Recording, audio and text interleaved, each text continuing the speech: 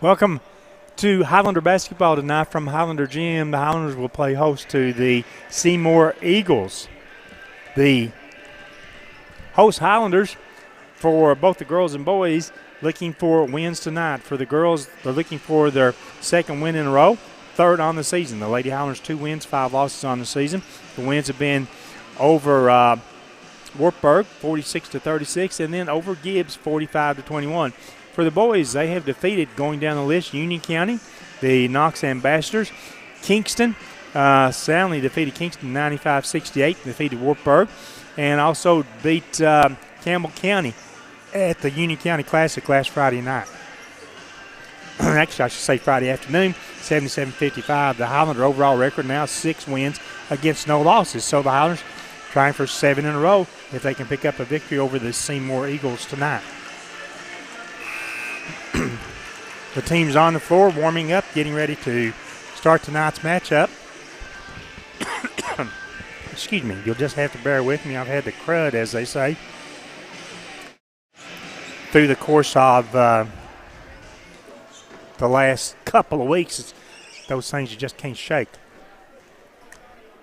The girls will be tonight in their home white jerseys. Seymour will be in their dark colored uniforms with a gold trim. The Highlanders coached by Jake Wright, assisted by Morgan Boyd, Emily Markham.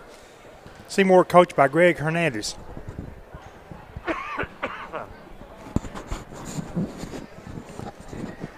Going to be a long night. I need a drink. You're right. Cameron Parker, Sam Cron on hand to help me bring you this video broadcast from Highlander Gym.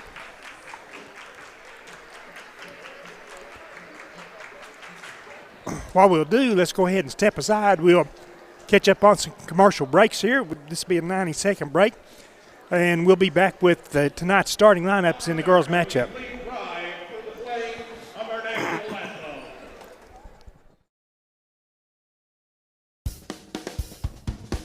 Banking is easier at United Cumberland Bank. ATM deposits, instant issue debit cards, and a mobile app that gives you full control are just a few reasons why more Scott Countyans are choosing United Cumberland Bank. This is Tammy Strunk, new accounts representative, and I would appreciate your business. Come see me and find out why more Scott Countyans are choosing United Cumberland Bank. Member FDIC. Home improvement doesn't have to break the bank. At Salvage LLC, we have everything you need to finish your new home or to give a makeover to your existing home. From a full line of laminated and vinyl flooring to interior and exterior doors to crown molding and baseboards, start your next home project at Salvage LLC. Stop by and check out our model kitchen setup for ideas on how to take your kitchen from functional to stunning. Salvage LLC is located on Industrial Lane in Oneida. Open 8:30 a.m. until 5 p.m., Monday through Friday. Find us online at salvagellc.net. A responsible local bank must branch out into the community it serves. At First National Bank, we realize a community bank must be a strong partner with the community. That's why First National Bank doesn't have branches, but roots that are deeply embedded in the fundamentals and foundations set forth in the past, with a vision for fostering the potential for the future. Since 1904, First National Bank has had only one focus: you. First National Bank. Your family, your future, your bank. Member FDIC. Back at Highlander Gym, and now we're getting the starting lineups. First of all, for the Seymour Lady Eagles. Number 1 is Emma Watson. Number 15 is Jaden Cummings. Number 20 is Bailey McCoy. 22 is Brielle Turner. And 23 is Caden Russell.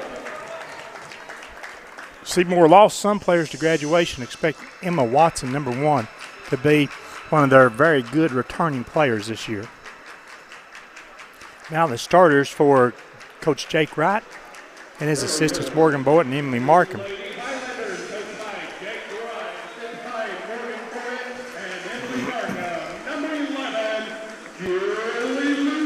Number 11, senior Julie Llewellyn, introduced first. Number 15, a sophomore, Julie Lawson. Number 23, a freshman, Brittany Morrow.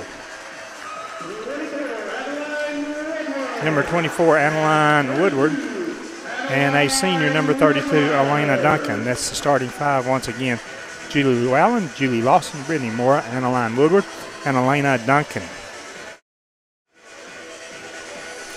The Lady Highlanders trying to pick up, as I said, their second consecutive win, their third win on the season, and we'll see what they are able to do tonight against a very good Seymour Lady Eagles team. As you look at your television set or even follow us on the radio, perhaps, the Lady Highlander basket is to our right in the first quarter, first half rather, and the Seymour basket to our left.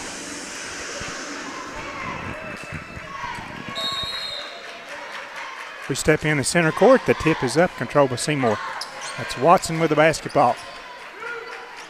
Highlanders open in what looks like a 3-2 or a 1-2-2 zone and get a steal right off the bat. Moore pushes to the front court. Coach Wright calls the play for the Lady Highlanders. Moore drives left. Looks in the corner for Llewellyn, needs help. Out to Lawson, left alone. Her three-pointer up, no good. Going after and gets her own rebound, and she's hammered. 22, Brielle Turner picking up the foul.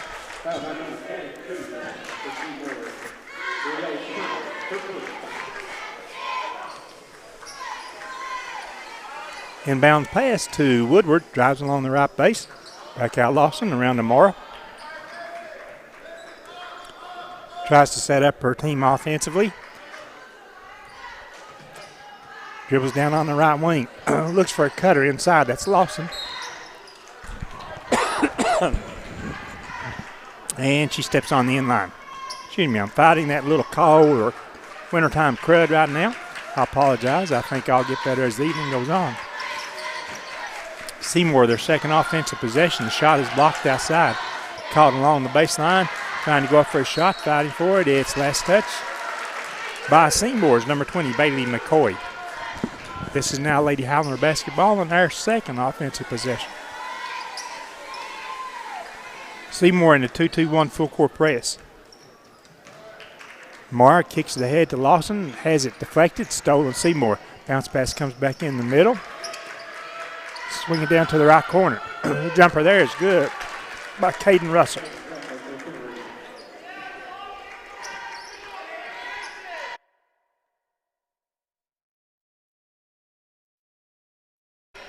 Highlanders again working against the press and a turnover. Going length of the court. Shot was no good. Highlanders with a basketball. In the middle, Woodward. Duncan now on the right wing. Cross court. It goes to Moore down in the corner. Llewellyn. Brittany dribbles out in the mid-court. Drives right wing. Cut off. Back to Woodward. She may have walked, but no call by the official. Moore again. She turns the corner and drug her pivot foot. That is a travel. Unforced error by the Lady Highlanders. We're early in the first quarter of the girls' game. Seymour 3, Lady Highlanders 0. Watson with the basketball. She shuffles her feet as she kicks the pass down in the left corner. It'll be Highlander ball going the other way. Lady Highlanders in white. Seymour in that dark blue or black uniform. Moore in the backcourt against the zone press. Her pass ahead is going to be deflected. Fighting for it. Llewellyn touched it last and went out of bounds. It'll be Seymour basketball. They have a sub, number 2, Kaylin Jarvis, checking in. She replaces Watson.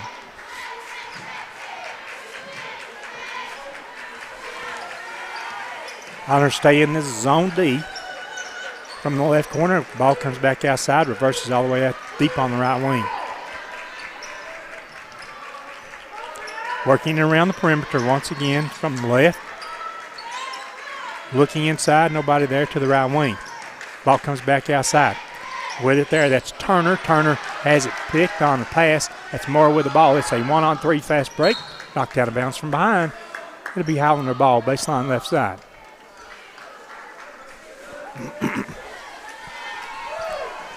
More into Woodward. She goes up as her shot block, gets it back and scores. Adeline Woodward.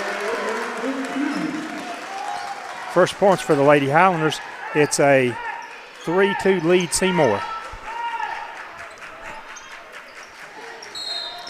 She starts to drive along the baseline. She being Jarvis travels with the basketball. The turnover giving it to the Lady Highlanders.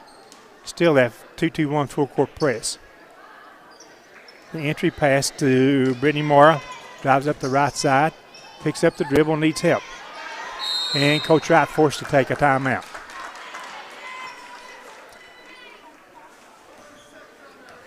We'll stay right here as we're just underway in this basketball game. 4 minutes, 45 seconds remaining in the first quarter.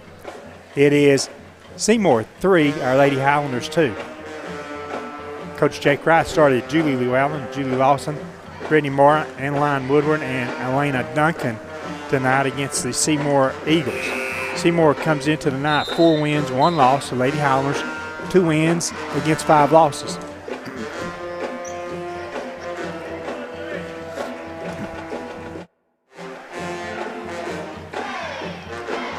And we got a good student section on hand. I'm told at some point tonight we'll part the Red Sea. We'll see when that happens. Brittany with the ball, dribbles right from the wing, needs help. Outside the Duncan in midcourt, back to Moore. Seymour in a might be a matchup zone. Pass inside for Duncan. It's deflected away. Seymour with the takeaway. With a basketball, this is Cummings. Down the middle. Kicks it over on the right wing. Russell. Russell back to Jarvis. Has it deflected away, and they'll call Brittany Moore on the reach-in foul. First foul on Brittany. First team foul Highlanders. Seymour ball. Comes back out on the right wing. Driving in. Little pass along the baseline. Ball reverses back outside. To the right corner. The jumper there is no good. Seymour with the rebound. The put up, no good. Senior Elena Duncan came down with a rebound. 3 minutes, 35 seconds left in the first quarter. Mora, top of the key, over to Llewellyn, rather. Lawson on the right wing has the ball bounce pass to Duncan down in the right corner. Elena back outside to Llewellyn. Llewellyn cross court to Mora. Trying to see how the Highlanders are going to attack this zone and dragging her pivot foot. Mora turns the ball over. Possession going back to Seymour. 3 minutes, 12 seconds left in the first quarter.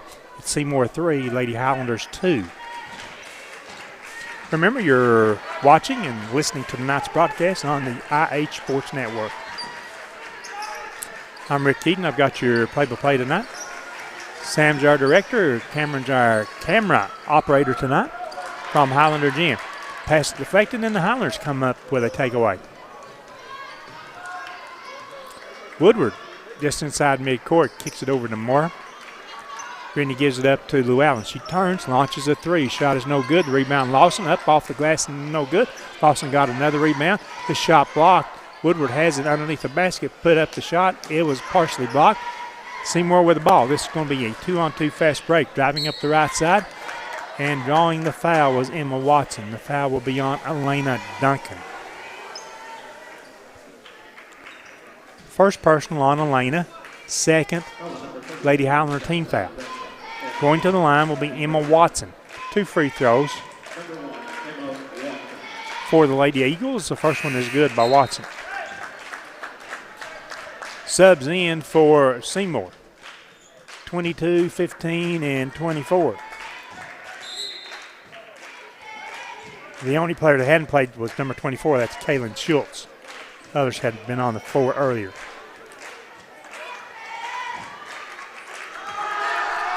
Second free throw also good by Watson. Seymour 5, Lady Highlanders 2. Highlanders with a basketball. Seymour backs out of the full court press. Moore drives left, kicks it over to Lawson. No, that's Jalen Young now on the floor for the Lady Highlanders. In the middle, Moore. Onside it goes to Lawson, needs help. Back it came to Zoe Turry, also on the court to Jalen Young. Young, 15-foot fader from the right side. Good by Jalen Young. 1 point game once again. Seymour 5, Lady Highlanders 4.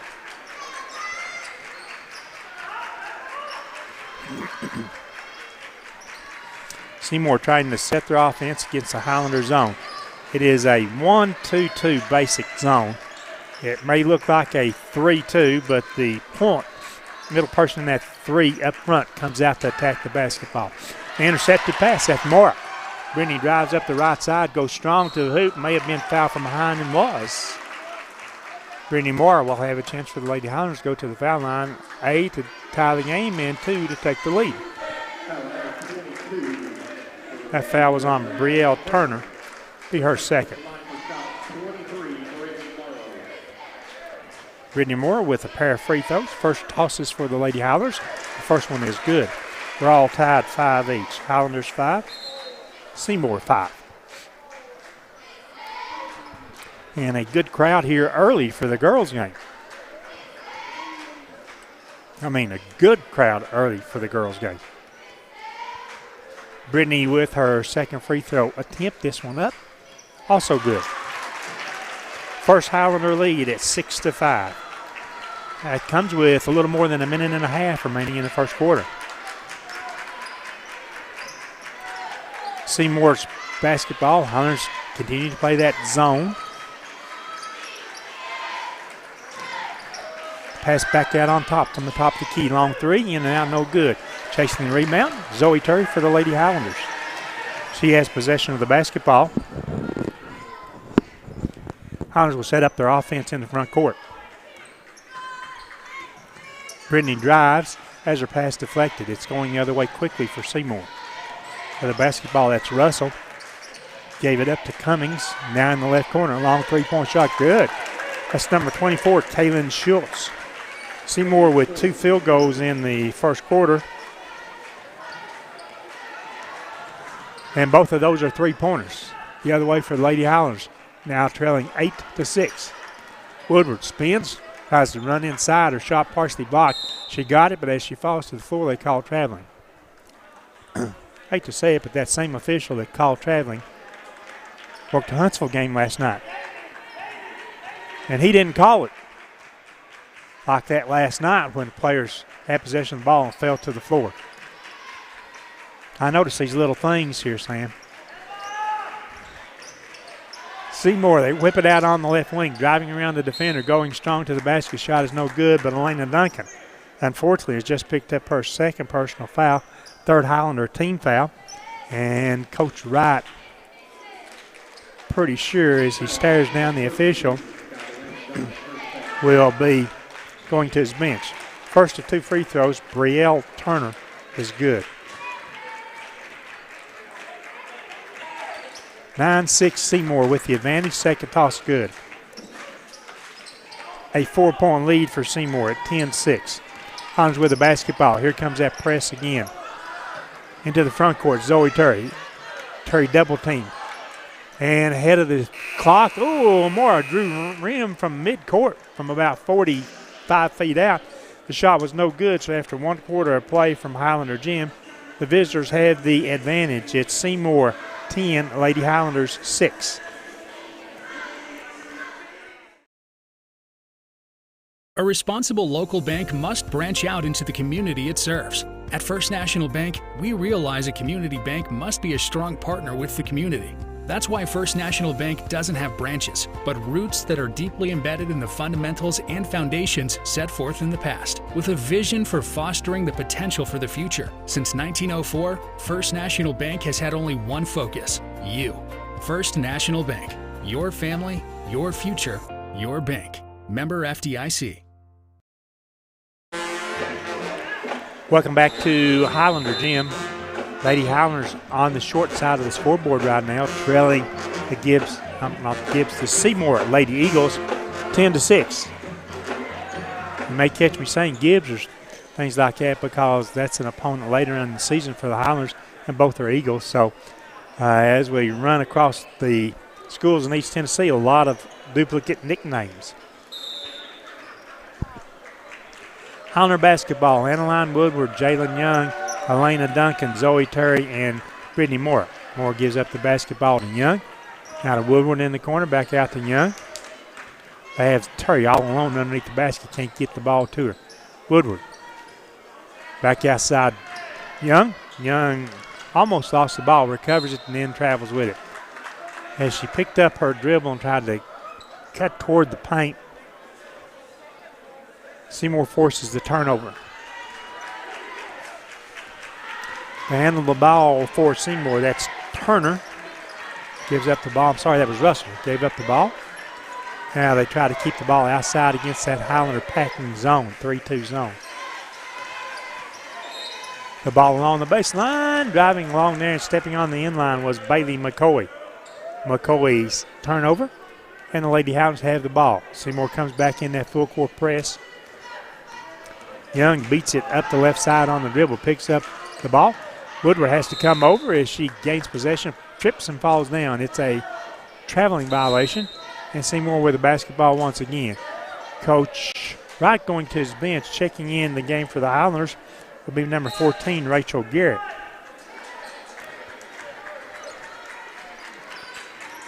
Russell gave it up to Watson. They work it back to Jarvis, back to Watson once again. Over to Jarvis, kicking it left wing. Now they work it all the way back to the right side. To the right corner, reversing back out. From the right wing, down into the corner. The jumper there is good along the baseline. That was Bailey McCoy for 2. Seymour doubling up the Lady Highlanders at 12-6. It'll be Highlander basketball as the entry pass was deflected. Young into Mora. Seymour stays in the press. Back over to Mora. In the middle, it goes to Terry. Terry had a player underneath the basket fighting for the ball, and it's going to be a push foul on Seymour. As Elena Duncan going after the ball, foul from behind. Picking up the foul, Bailey McCoy, her first, team third. Entry pass to Young. Back over to Woodward. Lobs inside to Duncan. Ball deflected, knocked away from her. The outlet pass. Seymour trying to catch up with it. They do. Deep on the baseline. Deflected. Then Duncan. This takeaway for the Lady Highlanders.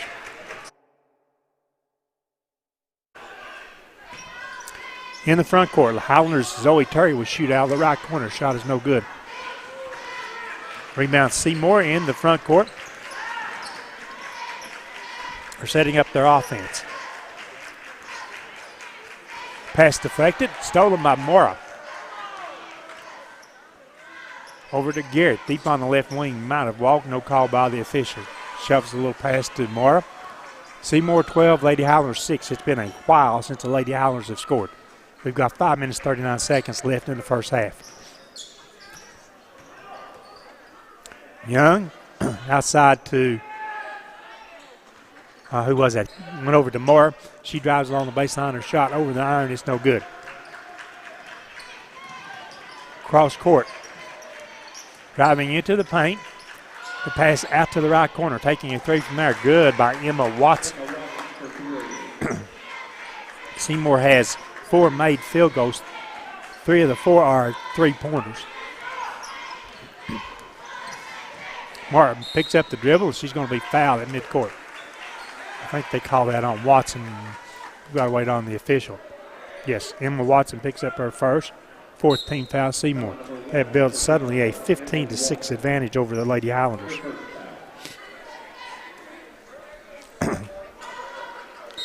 .502 left in the first half.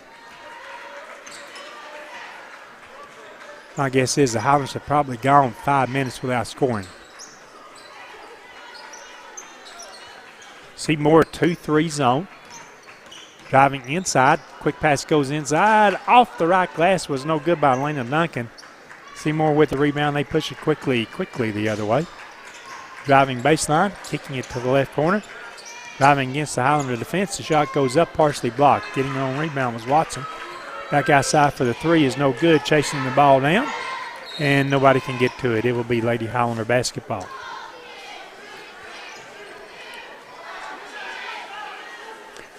Coach Wright setting his team up to work against his full court press.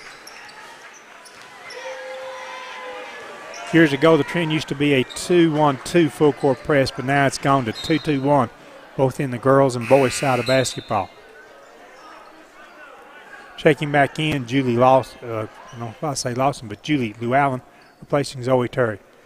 So you've got Young, Mora, Garrett, and Duncan on the floor. The ball fighting for it, and Seymour couldn't save it right at their coach's feet. It'll be Highlander ball.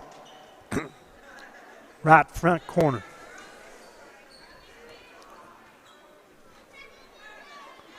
For the Highlanders, Llewellyn will trigger. Looks for the cutter. Coming out on the right wing was Mara. Lost the dribble. Quickly the other way, Seymour. That was Schultz who slowed things down. Now she's tied up, and the possession arrow will stay with Seymour. Sub for the Highlanders checking in is Zoe Terry once again. This time she'll replace Elena Duncan. Seymour also with a sub, 4-2.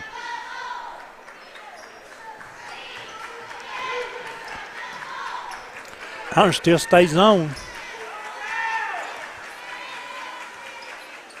From the right wing, this is Russell with the ball. Llewellyn out on her, gives it up midcourt. Now they work it left side. Driving in, that'll be Cummings, gives up the ball along the baseline. It's no good. And as far as I can tell, the referee said stepped on the inline.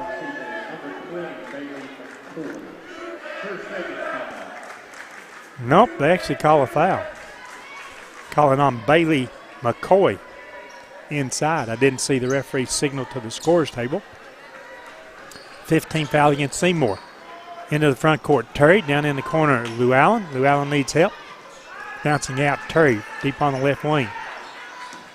One-on-one ball. Her pass trying to get it back behind her to Llewellyn. Poor pass goes out of bounds. Seymour basketball, they lead 15-6. 3 minutes, 17 seconds left in the first half of play in the girls' game. And, of course, coming up after the girls, it'll be the boys against the Seymour Eagles.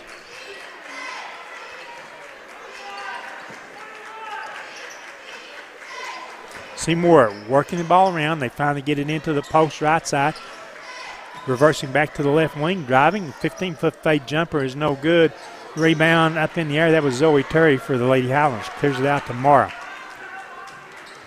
Brittany drives all the way down right wing. Reverses, takes it into the baseline. Shot block from behind. And apparently picked up by Seymour as it came off the side of the backboard. They're rushing into the front court. Seymour now has to set up their half-court offense. Hunters defending the fast break well. Watson gave it up on the wing, gets it back, shelves the pass to the left side. Running, fading 16-foot jumper is no good. Rebound Garrett with the basketball. Out to Mara. She'll push it across midcourt. Got to find somebody who can score for the Lady Highlanders. Young may have traveled. Back outside it comes to Terry. Her three-pointer from the corner, no good. Rebound Seymour. They'll have with Cummings. She goes coast to coast. That running jumper is good by Cummings. 17-6. Seymour with the advantage. They come up with a steal against the Lady Highlanders. Driving in. Watson couldn't get the shot to go. Now the takeaway from behind as Brittany Moore took it away from one of the Seymour players. Seymour fans want a foul there. No call, and then Watson knocks it out of bounds. Pass was intended for Llewellyn over on the left side in front of the Highlander student section.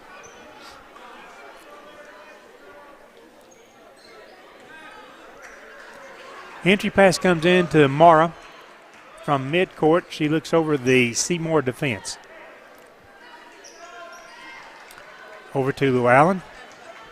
Down to Garrett. Garrett in the left corner needs help. The ball comes out high to Young. Over to Llewellyn. She'll drive. Picks up the dribble. Pass back outside. Young fake the shot. Llewellyn has it. Driving along the baseline. Lost it off her body.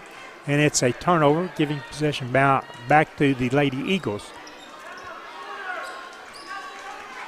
Seymour continues to lead 17-6. It's now been my guess, as we just went under a minute remaining in the first half, 9 minutes or so since the Lady Highlanders last scored a point of any kind. The jumper from the corner, no good. Rebound inside. Mora pulls it down, handles it herself, crosses midcourt. Throws the fast break over to Llewellyn. Her three, yes, good. The three-pointer by Julie Llewellyn. And maybe all I need to do is say something else about the Lady Highlanders not scoring very much in the second quarter. Matter of fact, that was the only point so far in the second. Seymour working against that zone by the Highlanders. And as one of their players that will be coming, tries to drive along the baseline, a Highlander with a blocking foul. Calling on Garrett. Rachel's first personal foul, fourth Lady Highlander team foul. Coming up at halftime, we'll hear some messages from our sponsors of high school basketball, and then we'll also recap the first half scoring and talk about the second half for the Lady Highlanders. Seymour around the perimeter, driving left. The ball comes back outside, cutting in from the wing. The jump shot off the glass won't go. Ball's tipped around. Brittany Mora has it. And the horn sounds to bring us to halftime in this girls' contest, as the Seymour Lady Eagles have outscored the Lady Highlanders, if my math is correct, 7-3 in the second quarter. To widen their margin, it was 10-6 at the end of one. It's now 17-9 at halftime, as the Lady Highlanders on the short end of the scoreboard. We'll step aside. We'll have this extended commercial break. When we come back after that, we'll talk about the game a little bit and get ready to look at the individual scoring summary for both teams. We'll do that after these messages. Please report to the Scott High boys locker room.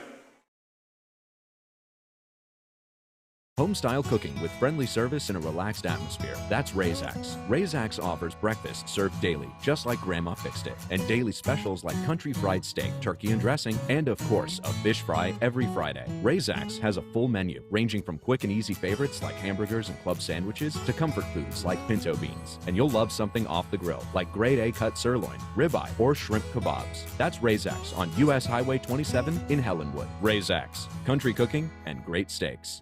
Lumber King in Oneida, Tennessee is the region's one-stop shop for everything a DIYer might need. Carhartt apparel, rugged clothing that works as hard as you do. Lumber King Rental Center, a home for not only tools that a construction site might need, but heavy equipment that can get the hardest jobs done in no time. Here at Lumber King, we carry all of the essentials. Let us be your #1 source for everything construction. You can visit us at 20359 Alberta Street in Oneida, Tennessee. Because at Lumber King, we deliver. Odds are there's a Potter's Ace Hardware right in your neighborhood, with expert advice and the right tools and supplies to make your quick fixes even quicker. Around the block, what you need in stock, with people who know their stuff. Potter's Ace has a convenient location on Industrial Lane here in Oneida. Visit the helpful folks at Potter's Ace for all your home improvement needs. Potter's Ace, the helpful place.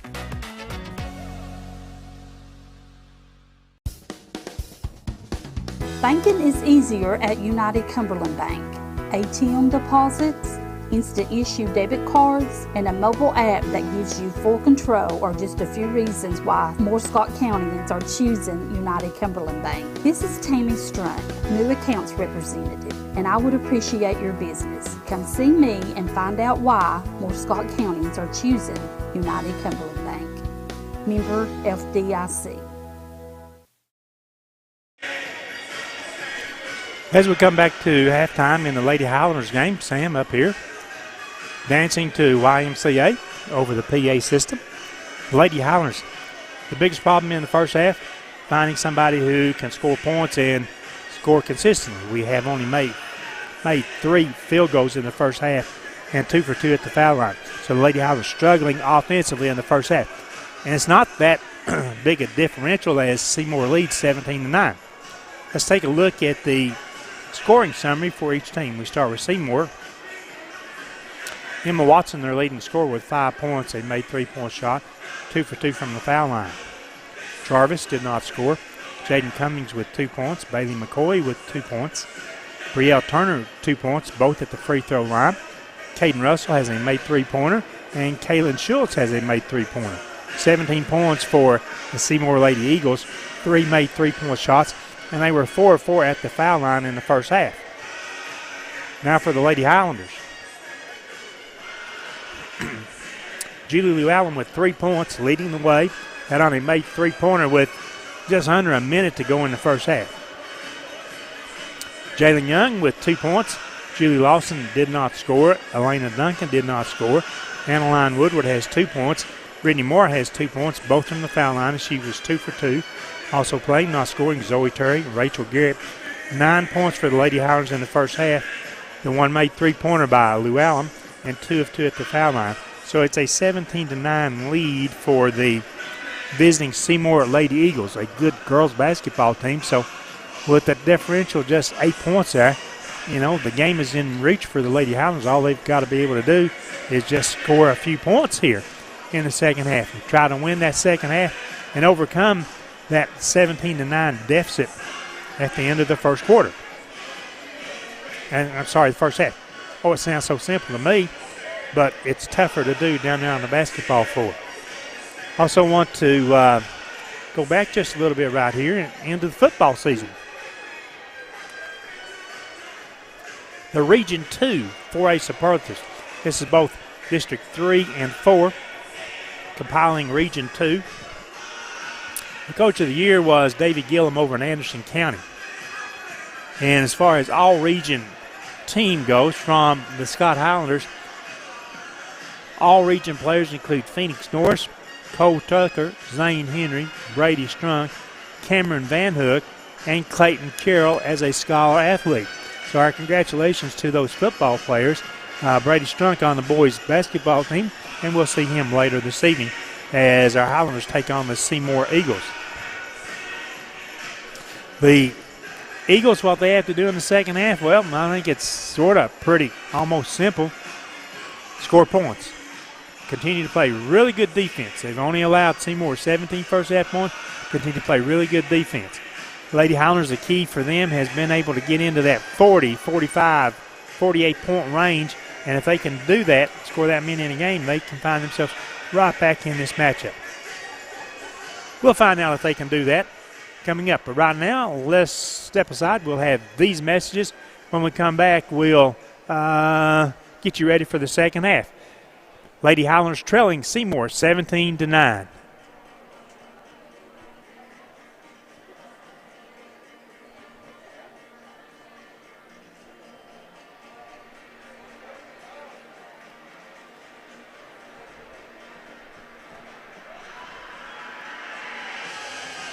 I just tried to take a 2-minute break, but nothing's coming up there. Home-style cooking with friendly service and a relaxed atmosphere. That's Razak's. Razak's offers breakfast served daily, just like Grandma fixed it, and daily specials like country fried steak, turkey and dressing, and of course, a fish fry every Friday. Razak's has a full menu, ranging from quick and easy favorites like hamburgers and club sandwiches to comfort foods like pinto beans. And you'll love something off the grill, like grade A cut sirloin, ribeye, or shrimp kebabs. That's Razak's on U.S. Highway 27 in Helenwood. Razak's, country cooking and great steaks. Odds are there's a Potter's Ace Hardware right in your neighborhood, with expert advice and the right tools and supplies to make your quick fixes even quicker. Around the block, what you need in stock, with people who know their stuff. Potter's Ace has a convenient location on Industrial Lane here in Oneida. Visit the helpful folks at Potter's Ace for all your home improvement needs. Potter's Ace, the helpful place.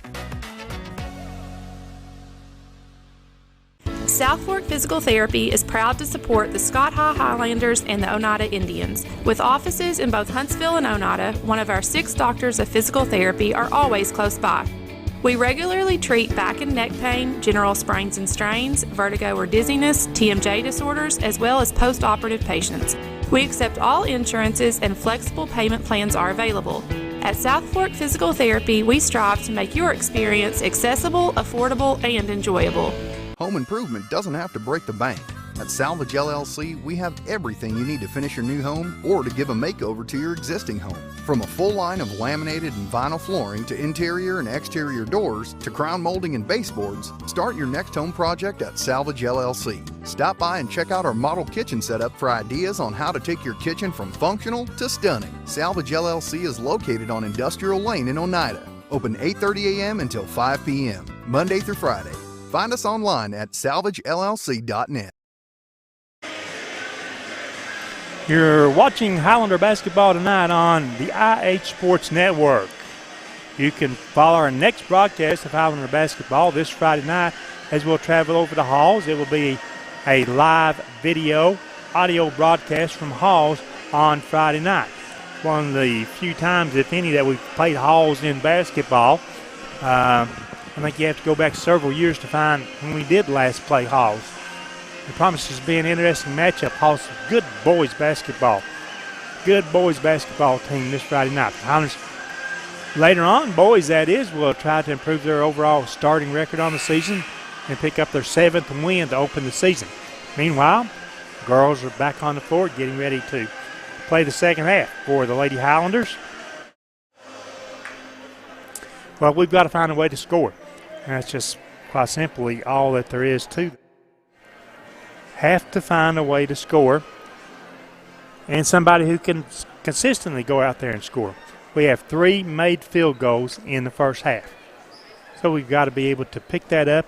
But the defense was pretty good, allowing just 17 points to Seymour. And the Seymour Lady Eagles came in with a 4-1 record.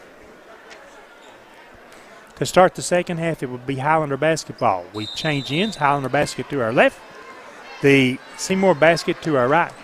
Julie Lawson, Annaline Woodward, Zoe Terry, Elena Duncan, and Brittany Mora on the floor for the Highlanders starting the second half.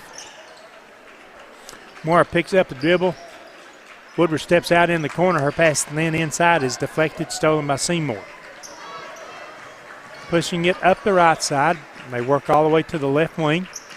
That's Cummings. Left it behind her with McCoy. From the left wing, they'll dribble back around, and there's a palming violation that's going to be called against Brielle Turner. I didn't necessarily see that palming violation because, quite frankly, as I watch all levels of basketball, I see players carry it and palm it all the time. Morris starts to drive down on the right wing. Her pass inside for Woodward is knocked out of bounds. It'll be Highlander basketball. Zoe Terry will trigger baseline extended right side. Looks for a cutter. That would have been Woodward. Nobody there. Needs help. Now to Moore deep on the right wing. Brittany eludes her defender. Seymour opening in a man-to-man in the second half. Driving, that's Lawson from the baseline. Off the side of the glass, no good. Woodward gets the ball. She goes up. Yes, count it. And 1 for Annaline Woodward. Annaline now with 4 points in the game, trying to make it 5 at the foul line.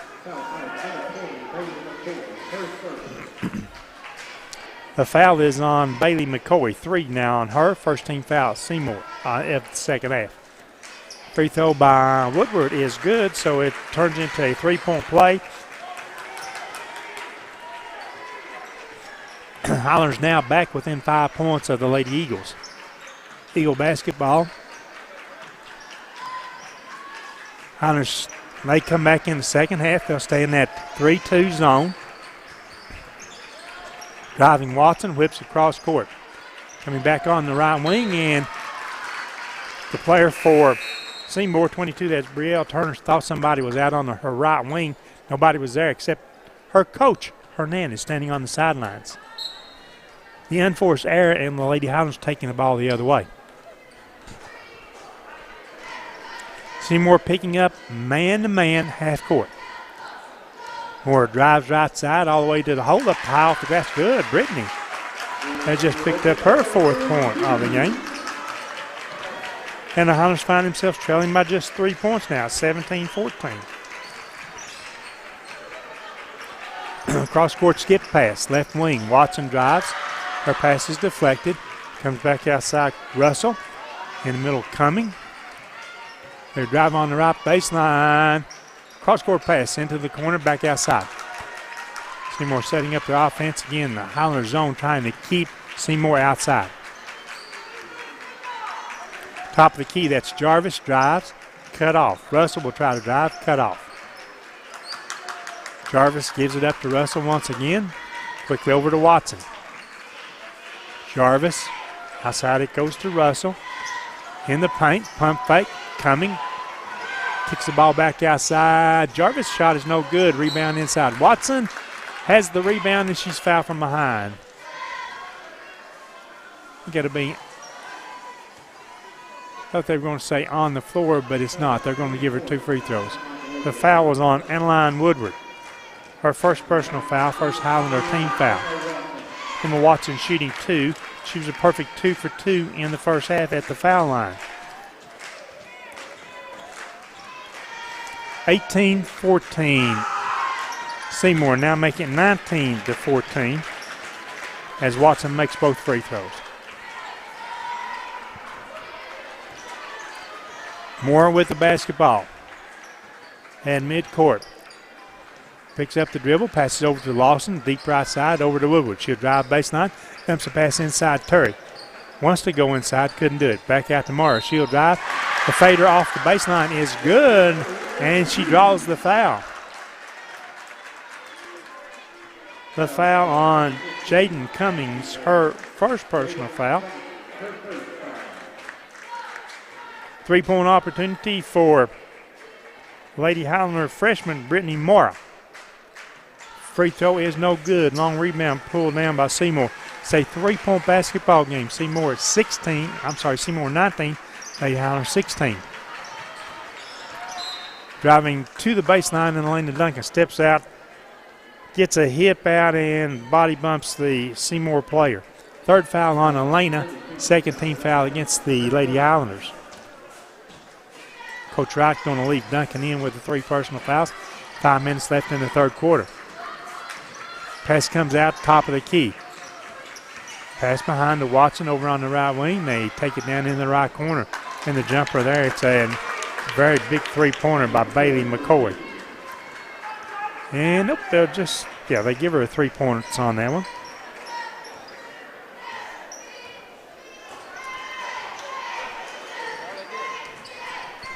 They took it off.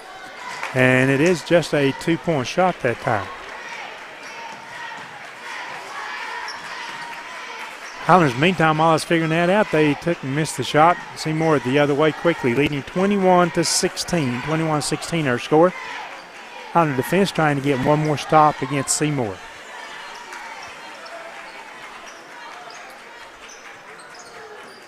From the baseline, they go into the post. Turning, spinning, up off the glass. Cummings, no good. Rebound Turry, and the Highlanders will have the ball, taking it the other way.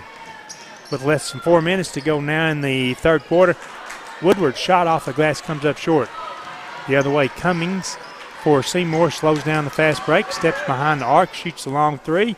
It's no good. Rebound, pulled down underneath the basket, Seymour. They keep it alive. And Jarvis starts to drive and draws the traveling violation.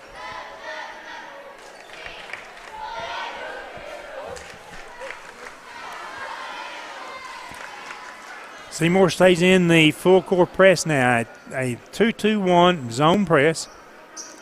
More over to Lawson in the middle. It goes to Woodward. Dumps it down low to Terry. Terry's soft jumper. Up over there and good. Zoe Terry. 21-18. The Highlanders battling back here in the third quarter. Trailing by just 3 once again after the stop against Seymour. From the right wing, bounce pass goes inside. Soft spinning turnaround jumper with the left hand is no good. Highlanders stand around, almost let Seymour get the rebound before we control it. Mora up the right side. Down to Terry. Terry's 3, turnaround out of the corner is no good. Ooh. Woodward hit the deck hard as Seymour goes the other way. A 2-on-3 fast break. The ball comes back outside, down into the right corner. The three there is no good. The rebound fought for and then knocked up. I wanted to say, I thought Cummings, number 15 for Seymour, knocked it out of bounds. The official standing right there said it went off of a Lady Highlander.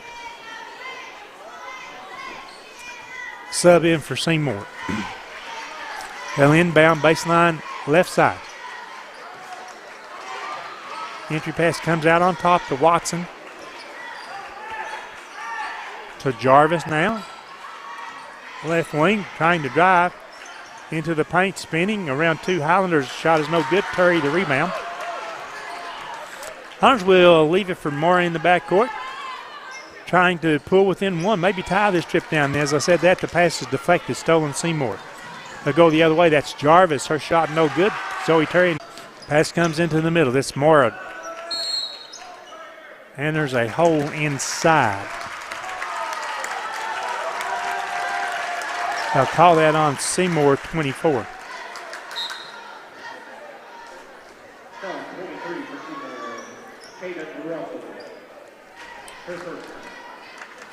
Third team now against 13th foul against Seymour. Highlanders with a basketball. Long entry pass out on top. That's Mora with the basketball. Tries to drive against two defenders. Picks up the dribble. Needs help. Over to Lawson.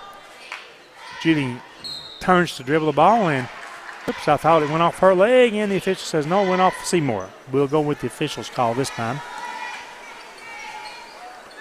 You'll find that I call them quite differently from my broadcast position than the officials do down on the floor.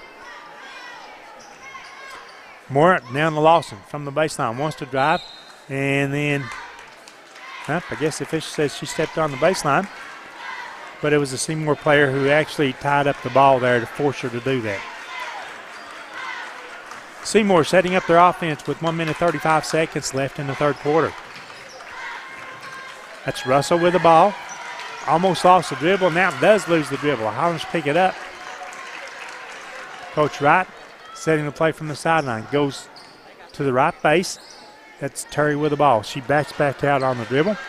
Setting up that offense again. A little lob inside. It goes across court to Duncan, and she's hammering from behind.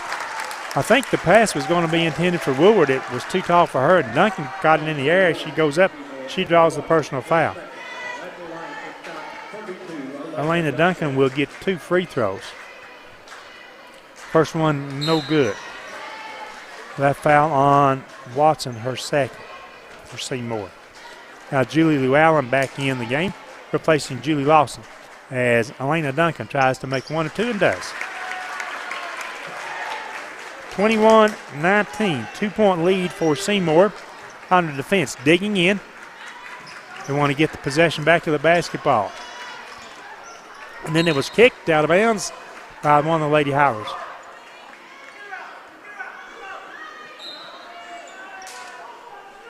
Seymour ball as they have a sub as Jarvis comes back in. Seymour from the right baseline, extended beside their basket. Needing to get the ball in. He comes in from the right elbow, driving in against 2 defenders. Shot is no good. Woodward the rebound. The Highlanders, with 59 seconds remaining, have a chance to tie, maybe lead this offensive trip. Terry back outside to Mora. Brittany, her pass deflected. It's stolen Seymour. Driving, that's Cummings. Cummings pulls up. The running jumper from 14 feet is good by Jaden Cummings. Her 4th point of the game.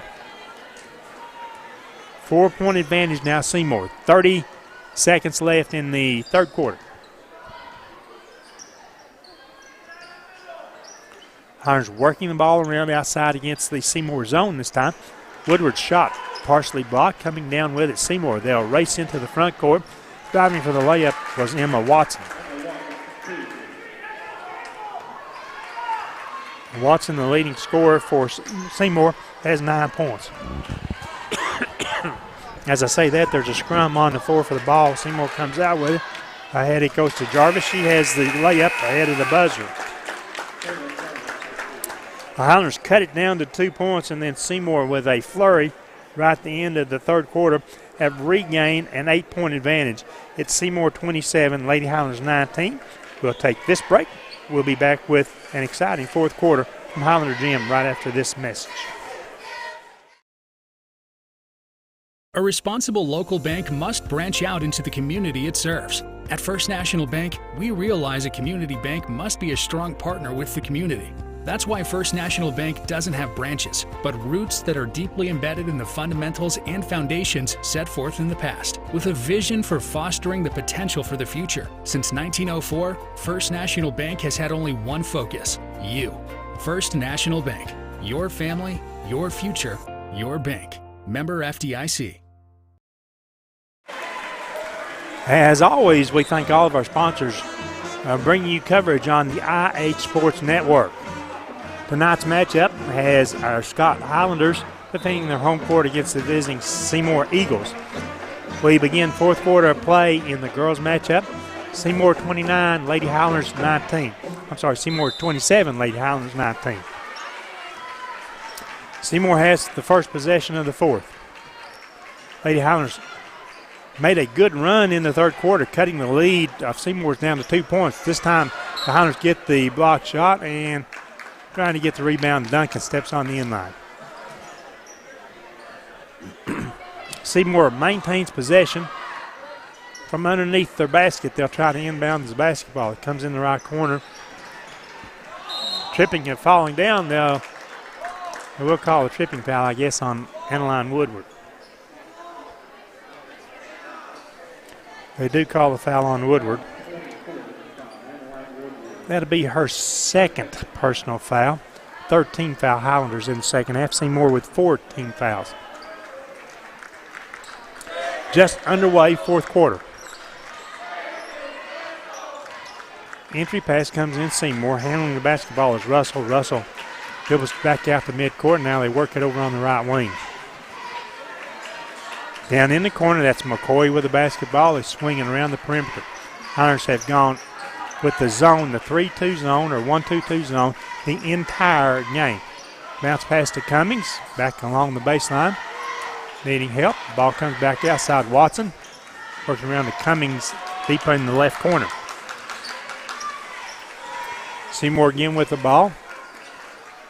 They work it to the right corner this time. Skip pass goes out on the left wing.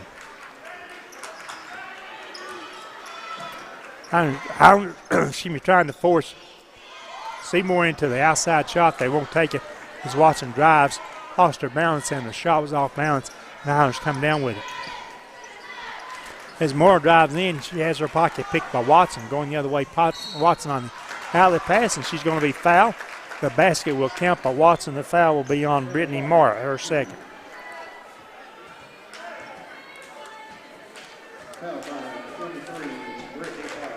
Emma Watson has 11 points for Seymour, going for 12 at the foul line. This toss is good, so she converts the three-point play. 30-19. Seymour over the Lady Highlanders. Highlanders, Lou Allen is bumped out of bounds. And who calls the timeout here? The Highlanders call a timeout. Let's take a quick timeout, Sam. We'll be back after telling you our score. Seymour 30, Lady Highlanders 19. El Rey is Scott County's home for great Mexican flavor. Located in Oneida Plaza, we're just up the sidewalk from Walmart. From our fresh chips that are made daily to our chicken or beef fajitas that are big enough to share, El Rey uses the freshest ingredients to serve authentic Mexican dishes that will be a hit with the entire family. Stop in before the game on Friday or pop in on Saturday and watch college football on one of nearly a dozen screens while you eat. That's El Rey Azteca, open until 9 p.m. Sunday through Thursday and 10 p.m. on weekends. Before we came back from our break, the Highlanders had the ball, and we missed a shot at our end. Seymour, they lose the ball out of bounds at the other end. And still Highlander basketball, trailing 30-19. 11-point lead for Seymour. Jalen Young on the floor for the Lady Highlanders, along with Zoe Terry, Julie Lou Allen, Annaline Woodward, and Elena Duncan. Woodward ahead to Lou Allen. Her three left wing shot is no good. Rebound, Seymour. This is Jarvis, long cross, full court pass. It went to Watson. Back outside, Cummings now from the left wing. Her three is no good. Watson had the rebound inside. Her shot is no good. Terry, the rebound for the Lady Highlanders. Zoe gives it up to Young outside. Lobs into the left corner to Llewellyn. Llewellyn back outside Young.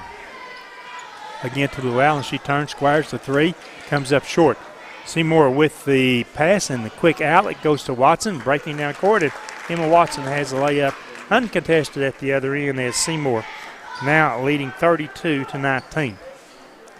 We're in the fourth quarter, 5 minutes, 25 seconds to go in the game. And Watson sort of with a push trip foul there. That'd be her third personal foul, 15th foul against Seymour. Watson out of the game, replacing her is Brielle Turner for the Lady Eagles. Terry with the ball, back to Young, left side, and in the left corner. Dribbling back outside is Llewellyn.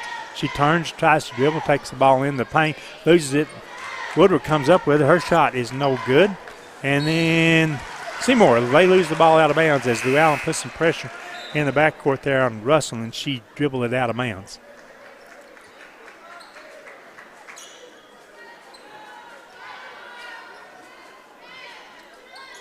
Llewellyn to inbound, baseline right side. Quick bounce pass comes into Young. Down to Llewellyn from the right corner. She'll drive into the paint, kicks it back outside Young. Pump fake. Over to Rachel Garrett. Her long three shot is no good. Inside, Elena Duncan turns, goes up, rolls it off the rim. Good. Elena Duncan, the senior, scored, and a three-point opportunity for her.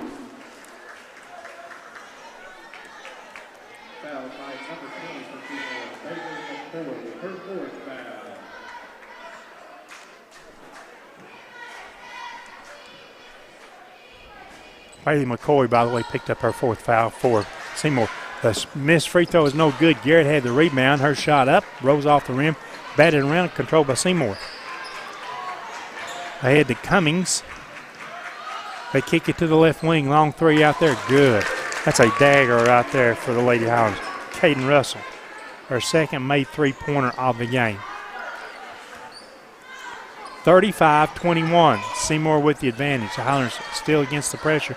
Pass ahead to Terry. Up off the glass. Good. Zoe Terry. And then we've got a timeout taken by the Highlanders. So let's take the timeout, and I'll get to the break real fast here.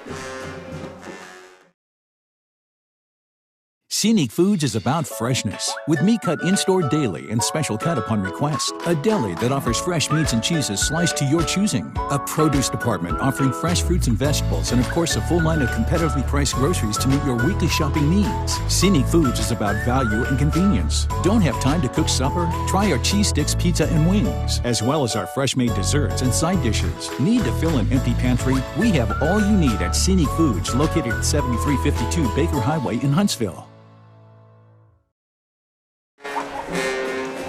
Timeout taken down on the floor.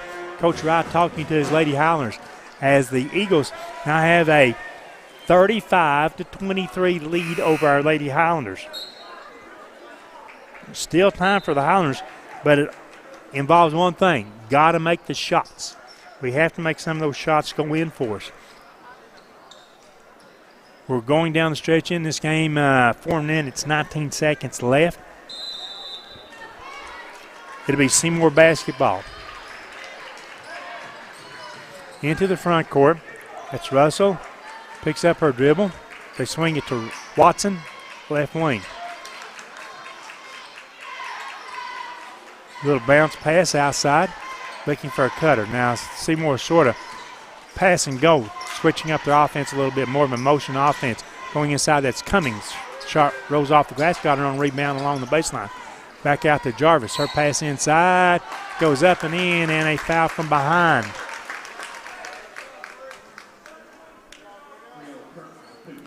Brittany Mora lost her balance, fell into the back of Brielle Turner. Turner going to the free throw line. In the first half, she was 2 for 2. Now make it 3 for 3 in the game. 3-point play for her. It's 38-23. Seymour with the lead. Highlanders with the basketball. to the left corner. Jumper there. Yes, that's a 2-pointer. Thought it was 3, but it's a 2-pointer by Elena Duncan. Seymour with their offense again. And the Highlanders staying in a man-to-man now. After the timeout, they came out man-to-man.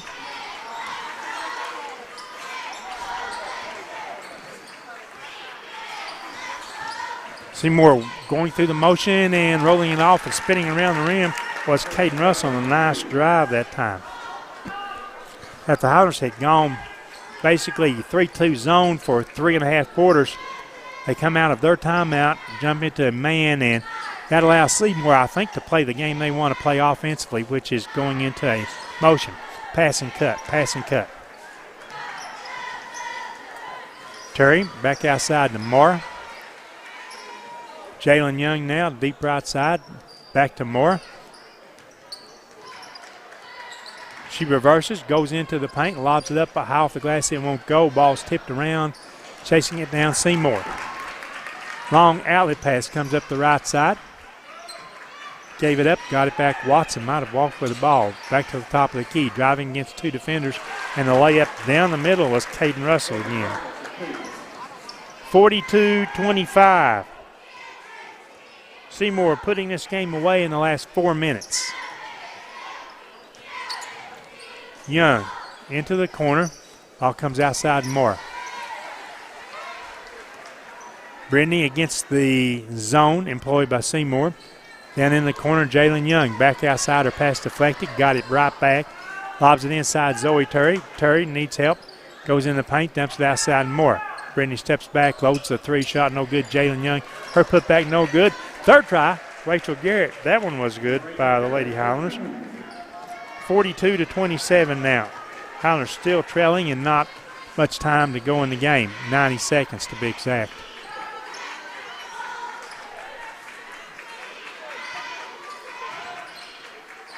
Highlanders back in the zone once again. Seymour content to play keep away from the Lady Highlanders. Coach Hernandez knows, the clock is our friend right now. All we got to do is keep the ball outside there in the zone. They won't chase as much. As I say that, they cut into the paint and draw the foul from Garrett. That'll be Emma Watson going to the line for a pair of free throws. Foul number 14 for Scott Rachel Garrett. Her second. 15 foul against the Lady Highlanders. Watson, first free throw is good. Sub in for the Highlanders as Julie Lawson replaces Elena Duncan. Sophomore for senior.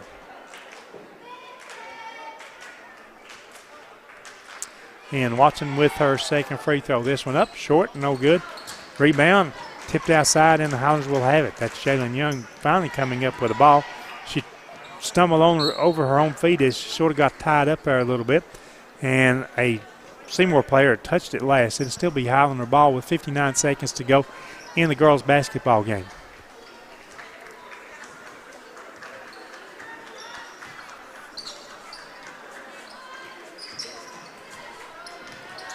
Brittany drives down the paint.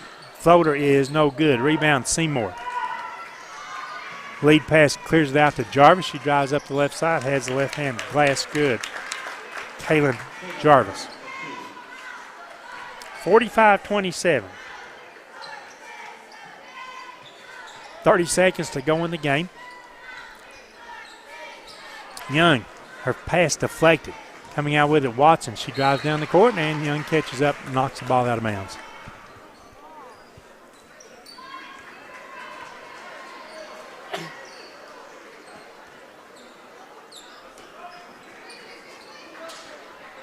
Seymour trying to get the ball in from the baseline. Bounce pass comes into Jarvis, kicks it over to Watson. She'll launch out of the left corner. That's a big late three-pointer by Emma Watson. That continued to solidify her as the leading scorer tonight for both teams probably. I know it will be for Seymour. Highlanders trying to score. That's Terry. Fadeaway 15-footer from the right side is no good.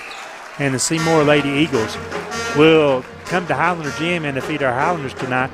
The final score is 48-27.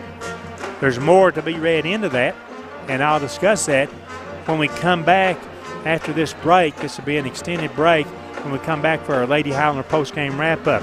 I want to tell you, this game was closer than the final score indicates, and I'll tell you all about that. Final score once again, Lady Highlanders falling to Seymour. Seymour 48, Lady Highlanders 27.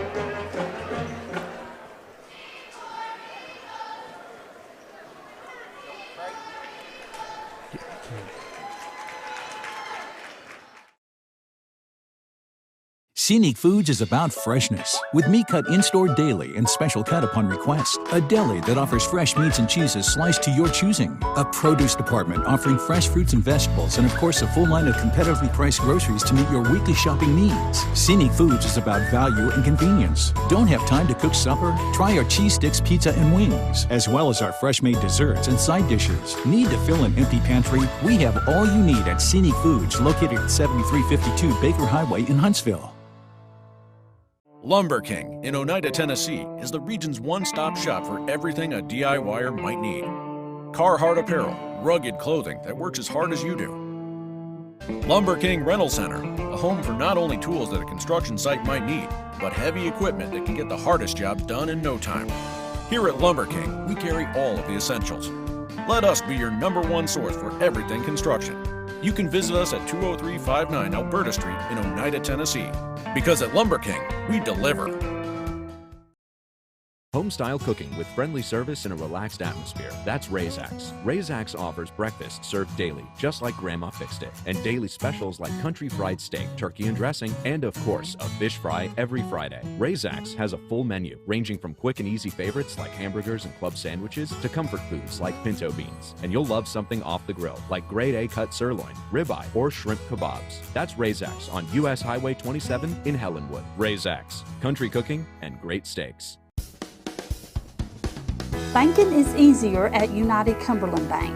ATM deposits, instant issue debit cards, and a mobile app that gives you full control are just a few reasons why more Scott Countyans are choosing United Cumberland Bank. This is Tammy Strunk, new accounts representative, and I would appreciate your business. Come see me and find out why more Scott Countyans are choosing United Cumberland Bank.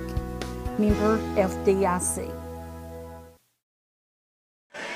From our commercial break, the boys teams are on the floor warming up, and once again, great crowd for a Tuesday evening.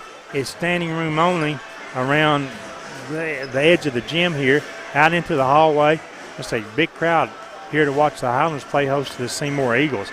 And the girls' game just completed. I told you before I went to break I wanted to try to make a point to you. As we approach the end of the third quarter, actually at halftime, the Lady Eagles took a 17-9 lead into the dressing room, as the Lady Highlanders had played really, really good defense in the first half, sticking exclusively to that 3-2 zone. The Highlanders fight back, they battle back, and with less than 2 minutes to go in the third quarter, trailed Seymour 21-19 by 2 points. Seymour then, for the rest of the third quarter, they got 2 more baskets to increase the lead at the end of the third quarter, 27-19. Outscoring the Lady Highlanders in the fourth quarter, Seymour outscored us 21-8. So from the time we were within 2 points with less than 2 minutes, I'm going to say probably even 90 seconds to go or less there in the third quarter, trailing only by 2 points, Seymour outscored the Lady Highlanders 27-8. And that allowed them to widen their lead as they were able to defeat our Lady Highlanders 48-27 tonight. With the victory, the Lady Eagles, they improved their overall record to 5 wins and 1 loss. For our Lady Highlanders, they fall to 2 wins against 6 losses and will travel to Halls to take on the Lady Devils on Friday night at Halls in what would be our first district matchup of the season.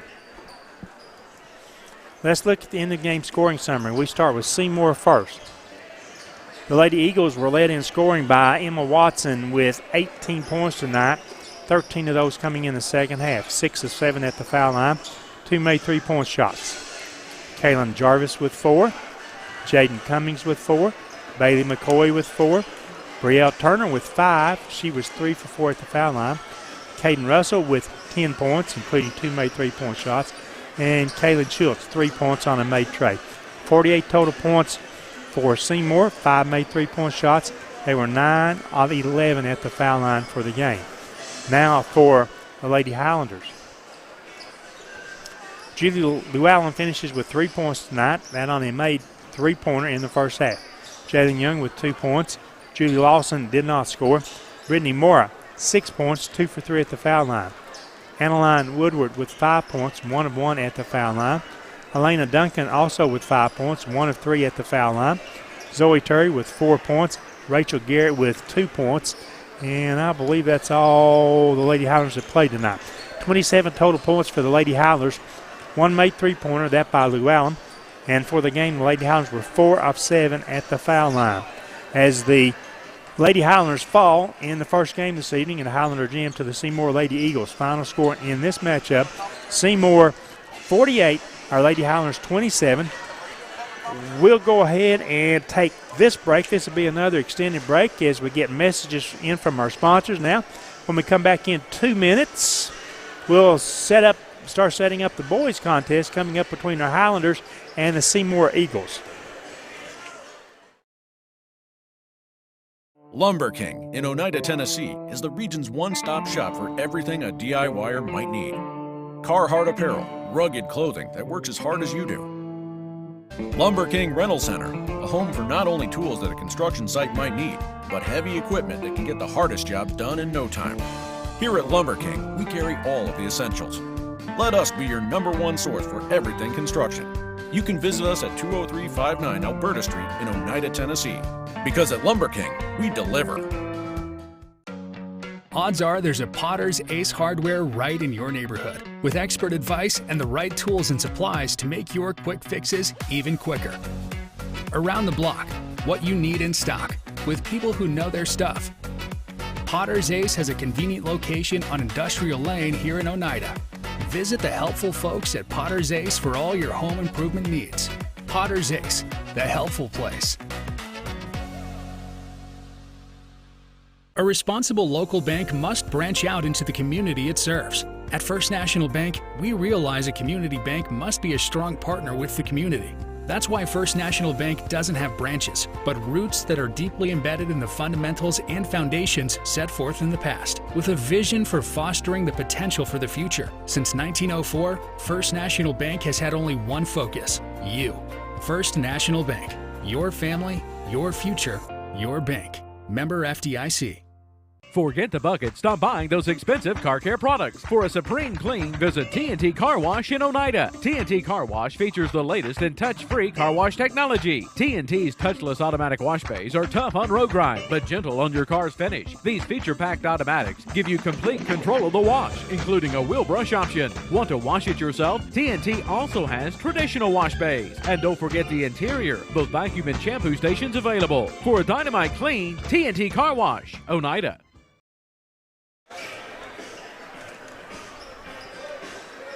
I guess we're back at Highlander Gym right now. Sam and I are just enjoying the festivities here, the music, watching the fans come in and out. I mean, it's really a packed house here tonight at Highlander Gym as the boys' teams are on the floor and warming up prior to the start of the boys' game. Highlanders playing host to the Seymour Eagles. The Eagles come in to tonight with an overall 0-5 record. Meanwhile, the Highlanders just the opposite of that, at 6-0 on the season. There is a familiar name on the Seymour boys team, and that's Stan Pennington. And it's my understanding that that is indeed the son of former Oneida basketball standout, Stan Pennington. So he'll wear number 33 if you see him on the court tonight for Seymour. The Highlanders looking to pick up their 7th straight win and put together one of those streaks like they did 2 years ago when they, I think, won 16 or 18 straight games to start the season. Looking to do that again tonight. I don't think you should let the Seymour record fool you a little bit. I think they're a tough-nosed basketball team. Got to give the Highlanders fits. I think they'll settle in and try to play good defense and see what they can then create with their offense. For the Highlanders, it's all about, hey, let's go down. Let's be aggressive. And Highlanders, they like to start things a lot on defense too. Let's be aggressive. Let's steal the ball. Let's force bad shots. Let's rebound the ball. Let's get it to the other end where we can score. The Highlanders can do a great job. They can put up 85 points on you real fast. I think their best so far in the season has been the 95 they put up against Kingston back here on November the 20th. So the Highlanders can indeed score. Led by a Mr. Basketball finalist last season in Trey Mora. Trey's now a senior. We think he'll be probably back on that Mr. Basketball finalist list. Whether he'll make it to the top 3, we do not know. But also you've got other seniors helping this season in Braden Brummett, Dalton Pruitt, Luke West. I mean, those seniors, you can expect all 4 of them to start tonight. And also, I expect Gray Todd, the junior, to start. You'll also see coming off the bench Scott Jeffers, Brady Strunk, Sky Babb, Jaden Mays, Toby Garrett. I expect those will be the next 5 in for Coach Jordan Jeffers. Jordan, the head coach, assisted by Derek Boshears and Grant Markham. The head coach for Seymour is Dustin Carr. I said Seymour has an 0-5 record and the Highlanders a 6-0 record. Let's go ahead and I need a little bit of a break. So, Sam, let's take another 2-minute break if you would, and we'll be back with the starting lineups after these messages. Home-style cooking with friendly service and a relaxed atmosphere. That's Razak's. Razak's offers breakfast served daily, just like Grandma fixed it, and daily specials like country fried steak, turkey and dressing, and of course, a fish fry every Friday. Razak's has a full menu, ranging from quick and easy favorites like hamburgers and club sandwiches to comfort foods like pinto beans. And you'll love something off the grill, like grade A cut sirloin, ribeye, or shrimp kebabs. That's Razak's on U.S. Highway 27 in Helenwood. Razak's, country cooking and great steaks. Home improvement doesn't have to break the bank.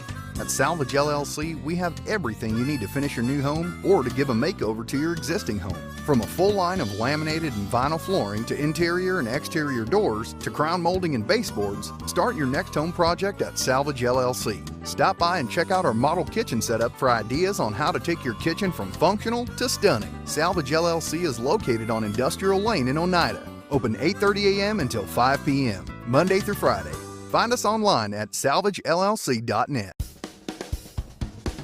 Banking is easier at United Cumberland Bank.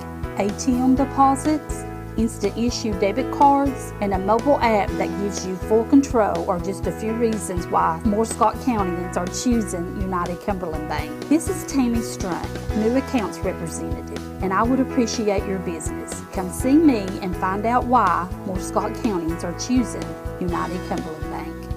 Member FDIC. El Rey is Scott County's home for great Mexican flavor. Located in Oneida Plaza, we're just up the sidewalk from Walmart. From our fresh chips that are made daily to our chicken or beef fajitas that are big enough to share, El Rey uses the freshest ingredients to serve authentic Mexican dishes that will be a hit with the entire family. Stop in before the game on Friday or pop in on Saturday and watch college football on one of nearly a dozen screens while you eat. That's El Rey Azteca, open until 9 p.m. Sunday through Thursday and 10 p.m. on weekends. The teams have now completed their pregame warm-up. The Highlanders tonight, the home team against Seymour. Seymour will be in the navy or black uniforms tonight. Their basket will be to our left as you look at your television screen or listen on your radio dial. The Highlanders, I believe, will be in our – I'll wait till they take off the warm-ups. They'll be in their home whites tonight with the red numerals. Once again, the Highlanders coached by Jordan Jeffers, assisted by Derek Boshears and Grant Markham. Coach Boshears didn't get the memo that Coach Jeffers sent out. We're supposed to wear our red shirt, coaches, and Derek didn't get it. He wore his gray tonight. 3-man officiating crew, and we're ready for the starting lineups. And now for Seymour, Balin Wolf, number 1. Number 2 is Sam Solagis. Number 5 is Brash Chapman. Number 11 is Connor Hilton. And the final starter, number 33, Stan Pennington. The aforementioned son of former Oneida basketball player and a good basketball player, Stan Pennington. Now for the Highlanders, our starting five.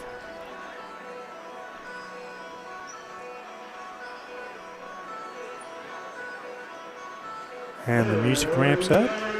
Highlanders. Coached by George Kessler, Derek Moshears, and Grant Barka. Number 24, junior Gray Todd, introduced first. Number 2 is Braden Brummett. Number 5, Dalton Pruitt. Dalton a senior, Braden a senior. Number 12, Luke West a senior. And the final senior started for the Highlanders tonight, number 22, Trey Morrow.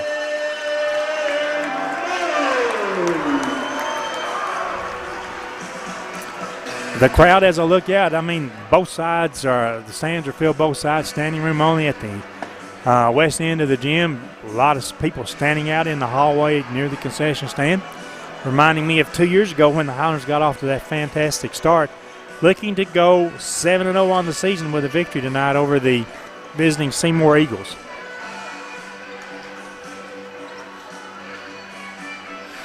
It'll be Gray Todd going in center circle to jump it up against Connor Hilton. The music stops. The referees are ready. The tip up, it'll be controlled by Seymour as they deflected out of bounds. We'll tip it up again.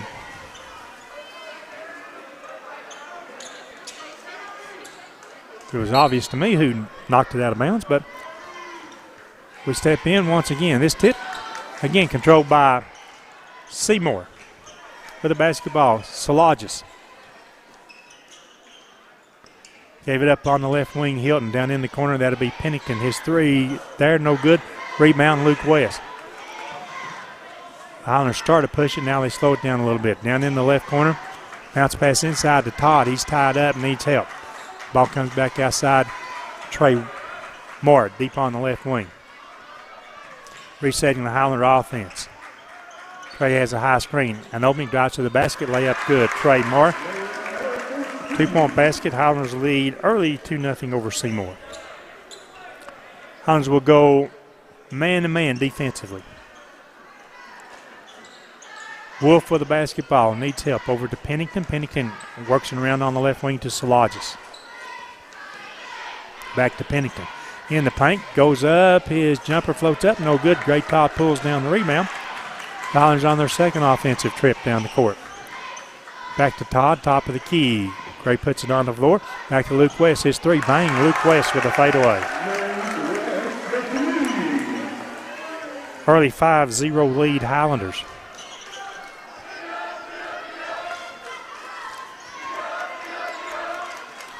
Pass outside, that's Chapman with the basketball. Over to Pennington, has to come out deep on the right wing. Bounce pass, it's intercepted by Luke West. Luke takes it down the middle, tosses it over to Gray Todd. 2 long strides and the layup by Gray Todd. The Highlanders in transition, moving the ball very well. They have a 7-0 lead. Seymour takes a timeout. We'll join the teams during this break. 6:21 to go in the first quarter. Highlanders 7, Seymour 0. Forget the bucket. Stop buying those expensive car care products. For a supreme clean, visit TNT Car Wash in Oneida. TNT Car Wash features the latest in touch-free car wash technology. TNT's touchless automatic wash bays are tough on road grime, but gentle on your car's finish. These feature-packed automatics give you complete control of the wash, including a wheel brush option. Want to wash it yourself? TNT also has traditional wash bays. And don't forget the interior, both vacuum and shampoo stations available. For a dynamite clean, TNT Car Wash, Oneida. As I mentioned in the opening, good defense by the Highlanders leads to points at the other end. The Highlanders just convert the layup off of the takeaway and lead 7-0 over the Seymour Eagles. Highlanders staying man-to-man. Pennington pops out deep right side. They give up the ball to Wolf. Wolf's jumper is partially blocked by Trey Moore. Hustling after it, Dalton Pruitt shoves the pass ahead. It goes to Trey. Dumps it into Luke. Luke drives for the layup. Won't go. Gray Todd gets the putback. Yes, good by Gray Todd.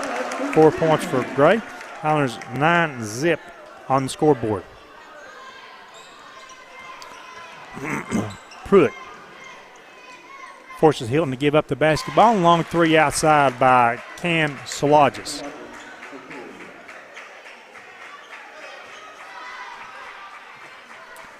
Trey with the basketball in the front court. Tries to drive. Steps back. Might have lost his footing just a little bit. Now a little give and go. Trey goes inside. A little fading jumper in the paint. Good by Trey. 11-3. Highlanders with an 8-point advantage. Seymour with the basketball driving in and a layup. That's good by Cam Salagis.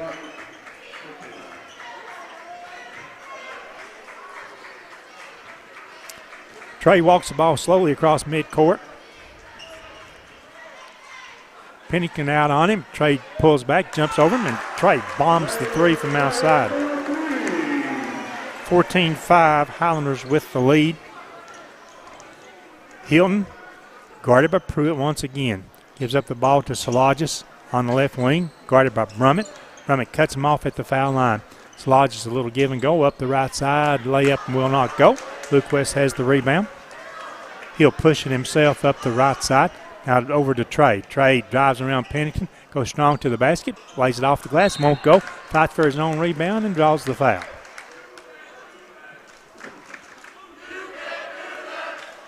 The foul will be on Connor Hilton. His first, team first. Trey Moore at the foul line to shoot 2 throws.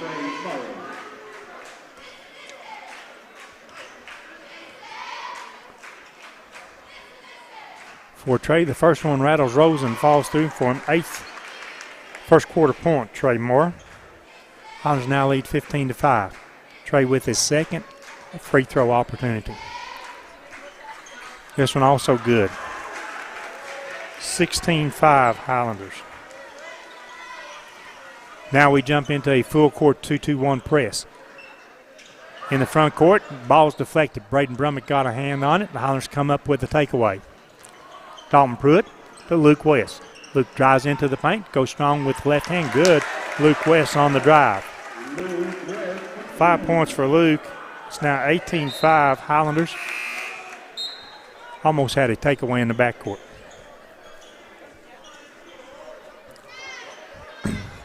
Still Seymour basketball as Pennington comes out of the game. Checking in for him was Brandon Chandler, number 12. In the middle, back now, bounce pass up the left side, deflected and knocked out of bounds. Coming over to knock the ball out of bounds was Gray Todd. Good hustle by the Highlanders. We started out this first quarter playing really solid defense, leading now 18-0 over the Seymour Eagles.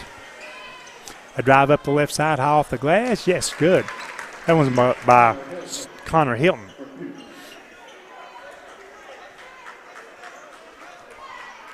3.5 minutes left in the first quarter.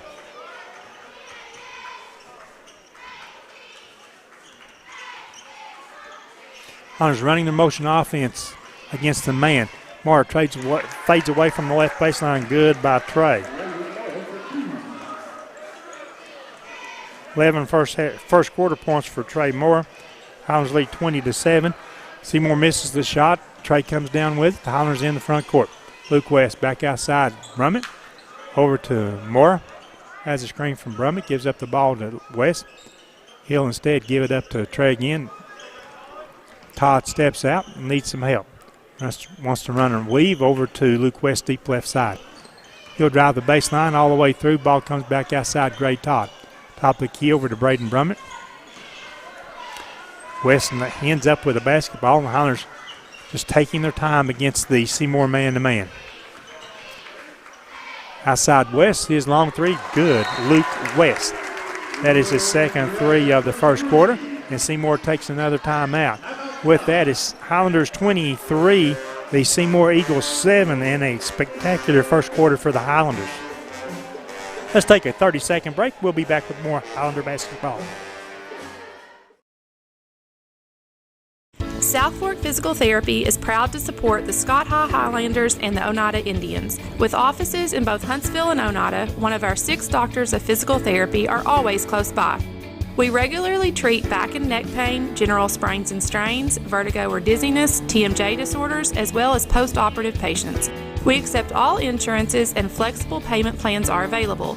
At South Fork Physical Therapy, we strive to make your experience accessible, affordable, and enjoyable.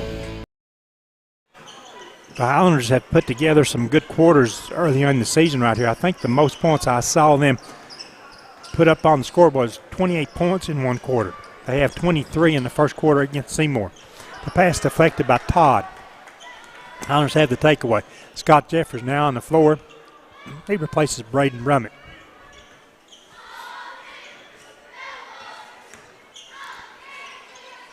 Through the paint, comes back outside Trey, and his three was way off the mark air ball. 23-7, Highlanders with the advantage. Seymour ball. Highlanders now go full court man-to-man on their press. Ball comes in, backcourt to Hilton. Races up, cut off by Pruitt. Dumps the pass into the left corner. The jumper from there, good by Brandon Chandler. The three-pointer gives Seymour their 10th point of the game. The shot outside, no good. Great Todd works the board, and he scores on the putback offensive rebound. 25-10 Highlanders. Wolf back to Chandler. They work the perimeter once again as Wolf has the ball back into midcourt. Over to Chandler. Looked for a cutter and couldn't get the ball inside. Chandler ends up with a basketball again. Now it goes to the cutter. Deflected and went off the hands of Wolf. Highlander basketball. Making his first appearance in the game, number 3, Big Brady Strunk, replaces Gray Todd. And Grace had a strong first quarter with 6 points and a bunch of rebounds. Luke West handling the basketball now for the Highlanders. Over to Moore. Drives to the free throw line. Dumps it in to Scott Jeffers.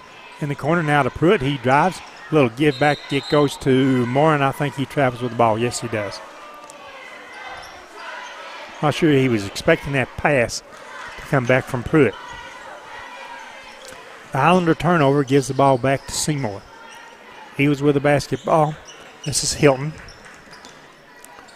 Kicks the pass into the corner, back outside, top of the key, all the way on the right wing to Barnwell. And the ball goes through the hands and between the legs of Barnwell out of bounds. Highlanders have possession again with 34 seconds to go. Will we try to score quickly or wait for the final shot? That may be the question. Strunk has the ball, wheels into the paint, up off the glass. It's no good. Moore tipped it up, couldn't get the shot to go. Now Seymour with the ball, and 12 seconds left in the first quarter. Wolf lobs into the left corner.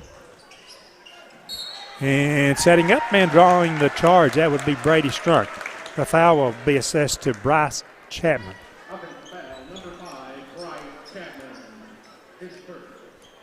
3 seconds left in the quarter, 25-10 Highlanders. Trey with 1.4 to go, launches the shot, bang, it's a good three-pointer fading away from the left wing. Trey Moore, with that the Highlanders will take a 28-10 lead to the bench at the end of one quarter of play. 28-10 Highlanders.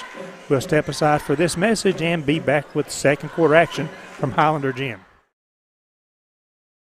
A responsible local bank must branch out into the community it serves. At First National Bank, we realize a community bank must be a strong partner with the community.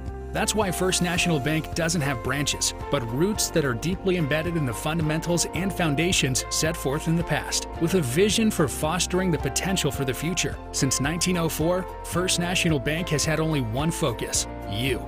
First National Bank. Your family, your future, your bank. Member FDIC. Strong performance by the Highlanders in the first quarter to pick up 28 points. Trey has 14, Luke has 8, Gray has 6. The only 3 Highlanders that have scored, but hey, they put up 28 points in the first quarter, so that's good on those part of those 3. Not to say that Braden Brummett, Dalton Pruitt, Scott Jefferson, Brady Strunk haven't done their share of work in the first half. They have.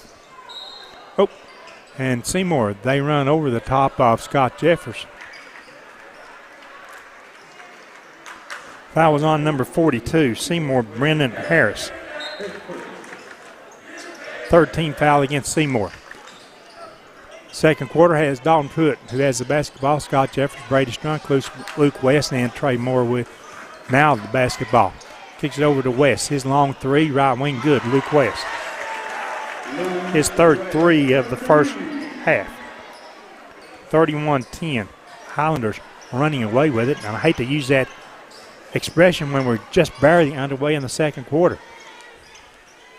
Pennington gets the ball low. As he drives, he turns around, powers over Brady Strunk. Brady draws his second charging foul of the first half.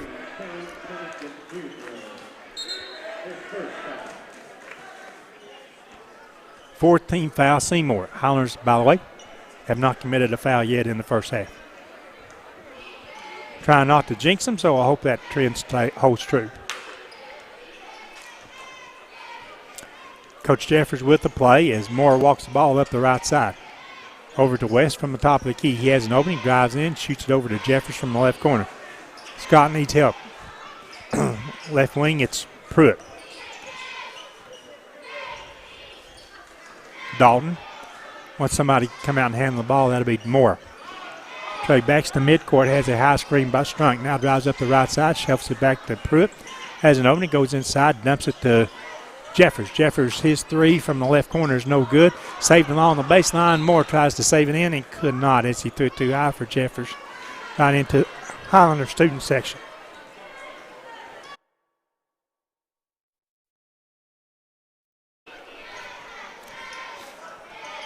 Seymour front court. So Lodges with the ball. Gave it up. Highlanders almost with it still down in the corner. Excuse me, folks. Sub in for the Highlanders as Toby Garrett, number 20, checks in.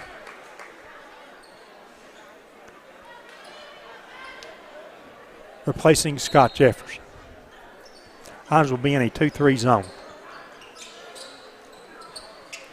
Seymour works the ball in the paint, reversing back out. Deep on the right wing, a three taken there by Caleb Ogle.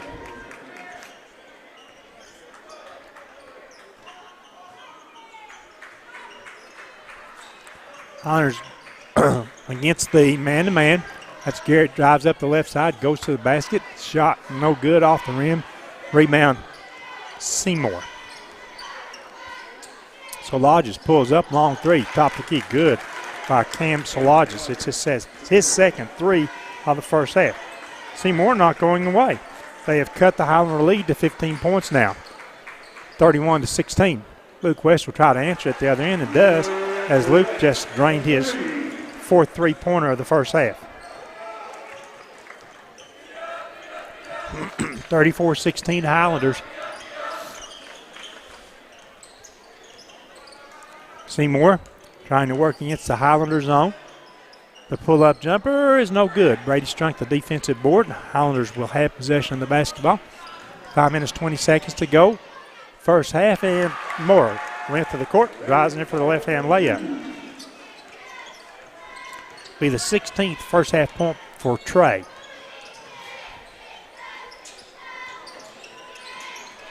As I said that, the Highlanders reach in and knock the ball away is actually Trey. Alley pass comes ahead. And Highlanders play patty cake with the ball, finally controlled by Strunk.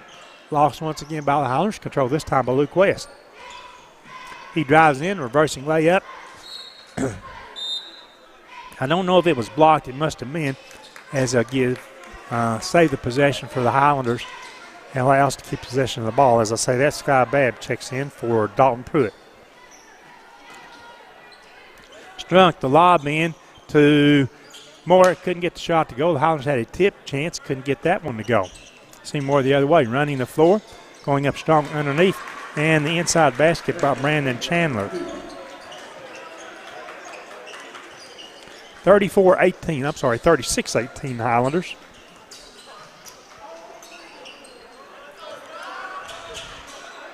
Sky Babb tosses the ball back outside to Trey. Trey drives in. As he does so, draws the foul, and he'll be at the line to shoot a pair of free throws.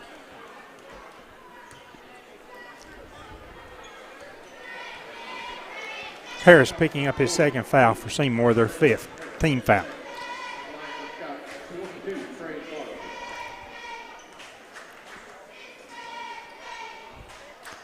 Point number 17 in the first half for Trey.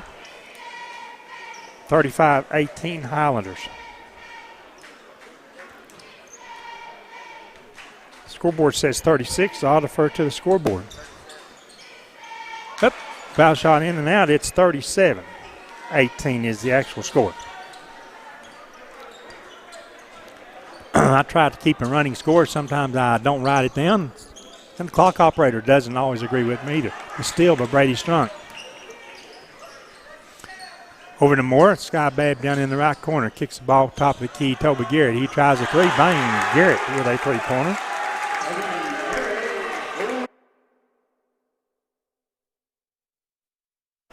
I'll add them up here in just a moment, but the Highlanders with a bunch of threes in the first half. Shot no good. Pennington the rebound. Powers his way back up with a reverse layup.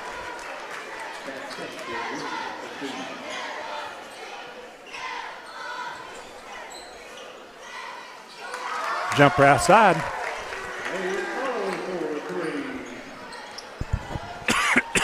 Trey Moore with his another three-point shot. Highlanders had the steal at the other end. Going in, Babb couldn't get the shot to go. Trey went up, had to hang on the rim. Couldn't get the rebound basket to go back in. Now the jumper the other way. Chandler for three for the Eagles. It's 43-23. Highlanders with the advantage and the basketball. Moore again tries another three-point shot. This one no good. Rebound to Seymour. That was Chandler.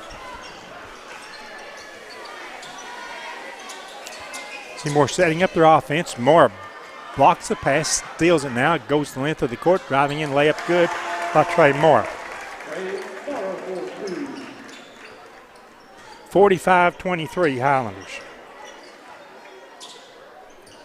Pass deflected again. That was Scott Babb who deflected it. Trey comes up with it. Throws it ahead. Babb goes down. Has a layup at the other end. 47-23. Seymour with a timeout. Again, it's 47-23. Let's take a break here, Sam. We'll be back after this 30-second message from one of tonight's basketball sponsors. Odds are there's a Potter's Ace Hardware right in your neighborhood, with expert advice and the right tools and supplies to make your quick fixes even quicker. Around the block, what you need in stock, with people who know their stuff. Potter's Ace has a convenient location on Industrial Lane here in Oneida. Visit the helpful folks at Potter's Ace for all your home improvement needs. Potter's Ace, the helpful place.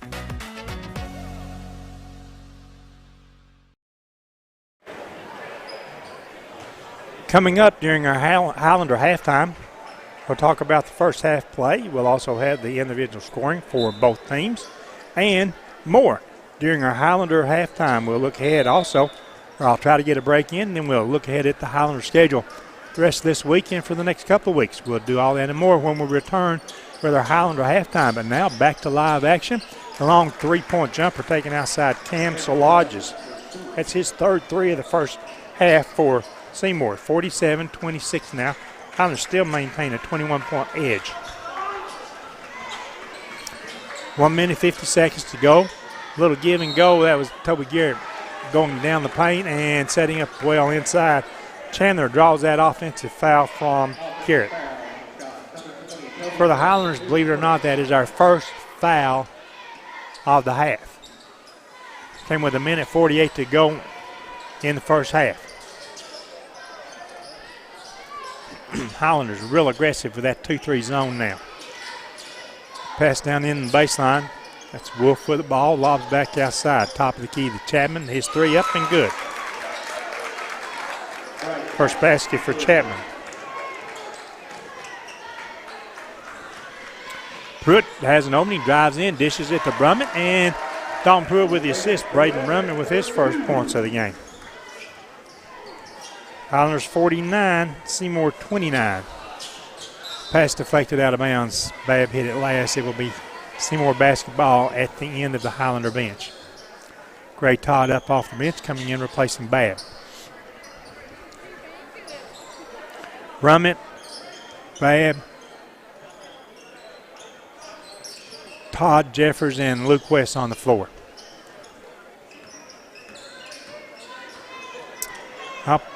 Dalton Pruitt on the floor to say that. Jeffers deflects the ball away. Highlanders with possession. Ahead to West, driving along the baseline. Now around the perimeter, Dalton Pruitt's three-pointer is no good, and coming over the back, it'll be Gray Todd picking up the foul. His first, second Highlander team foul. Offensive foul.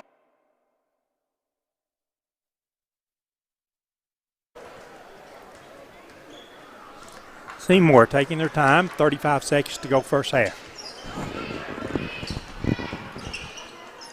On the right wing, pass almost stolen by Luke West. Seymour saves it. They flip it around and all the way to the left corner. The running jumper from there is off the iron, no good. Pennington gets the offensive board, put it up, won't go. Tied up underneath the basket, Pennington and Gray Todd. Jump ball called, and it's our first jump ball of the first half. Took all the way to the 17-second mark. Seymour ball, baseline left side. To trigger, this will be Balin Wolf. The outside jumper is no good. Luke West has the ball. Ahead it goes to Scott Jeffers. He drives in. His layup is no good. Ball goes. It went off of Gray Todd. It hit the Seymour player standing out of bounds. Highlander fans say, wait a minute, Mr. Official. Still Seymour ball. 5 seconds to go. A little pass into the paint. The jumper off the board is no good. Gray Todd with the ball. Throws it up from midcourt. It draws the backboard, but that's all. As the Highlanders will go to the dressing room with a 49-29 lead over the Seymour Eagles. 49-29. Highlanders with the advantage. We'll step aside. We'll take this extended break, if you would, please, Sam. And once again, our score, Highlanders 49, Seymour 29.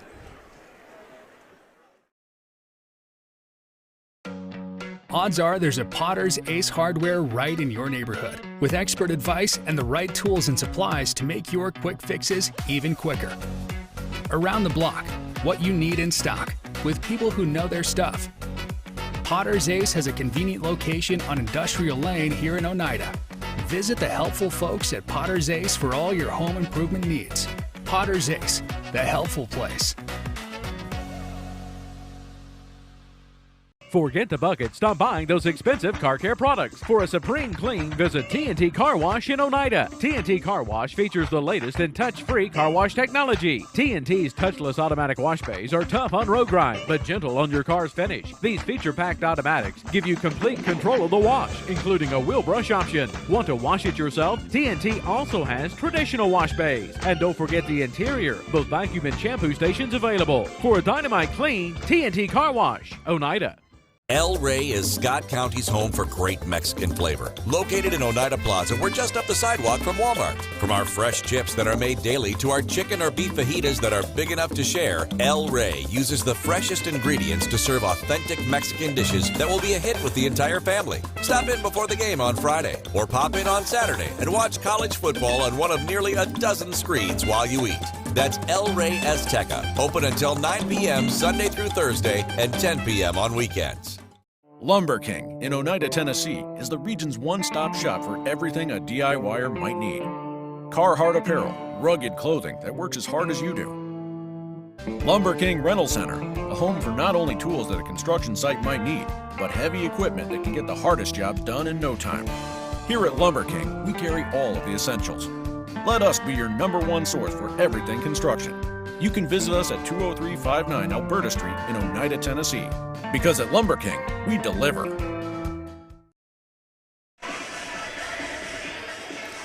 Back at Highlander Gym, halftime in the boys contest. Our Highlanders lead Seymour 49-29. I'll be talking with Coach Wright in just a moment here. But let's look at the first half scoring for each team.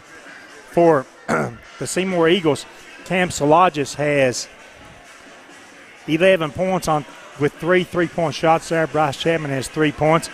Connor Hilton has 2 points. Brandon Chandler with 2 made 3-pointers, 8 total points. Caleb Cole has 3 points, and Stan Pennington with 2, 29 points for Seymour. 7 made 3-point shots. They did not go to the foul line. For the Highlanders, Braden Brumman with 2 points. Dalton Pruitt has not scored in the first half. Luke West with 4 made 3-point shots, 14 total points. Trey Moore with 22 points in the first half, 3 of 4 at the foul line, and 3 made 3-point shots, as the Highlanders had actually a total of 8 3-point shots in the first half. Gray Todd with 6 points. Scott Jeffers, Brady Strunk both played, did not score. Sky Babb with 2 points, and Toby Garrett with 1 point. 49 points for the Highlanders, 3 of 4 at the foul line, and the 8 made 3-point shots. I'm joined by Lady Highlander head coach Jake Wright. You can hear me just fine, Coach? Yes, sir. Okay. Coach, thanks for coming up.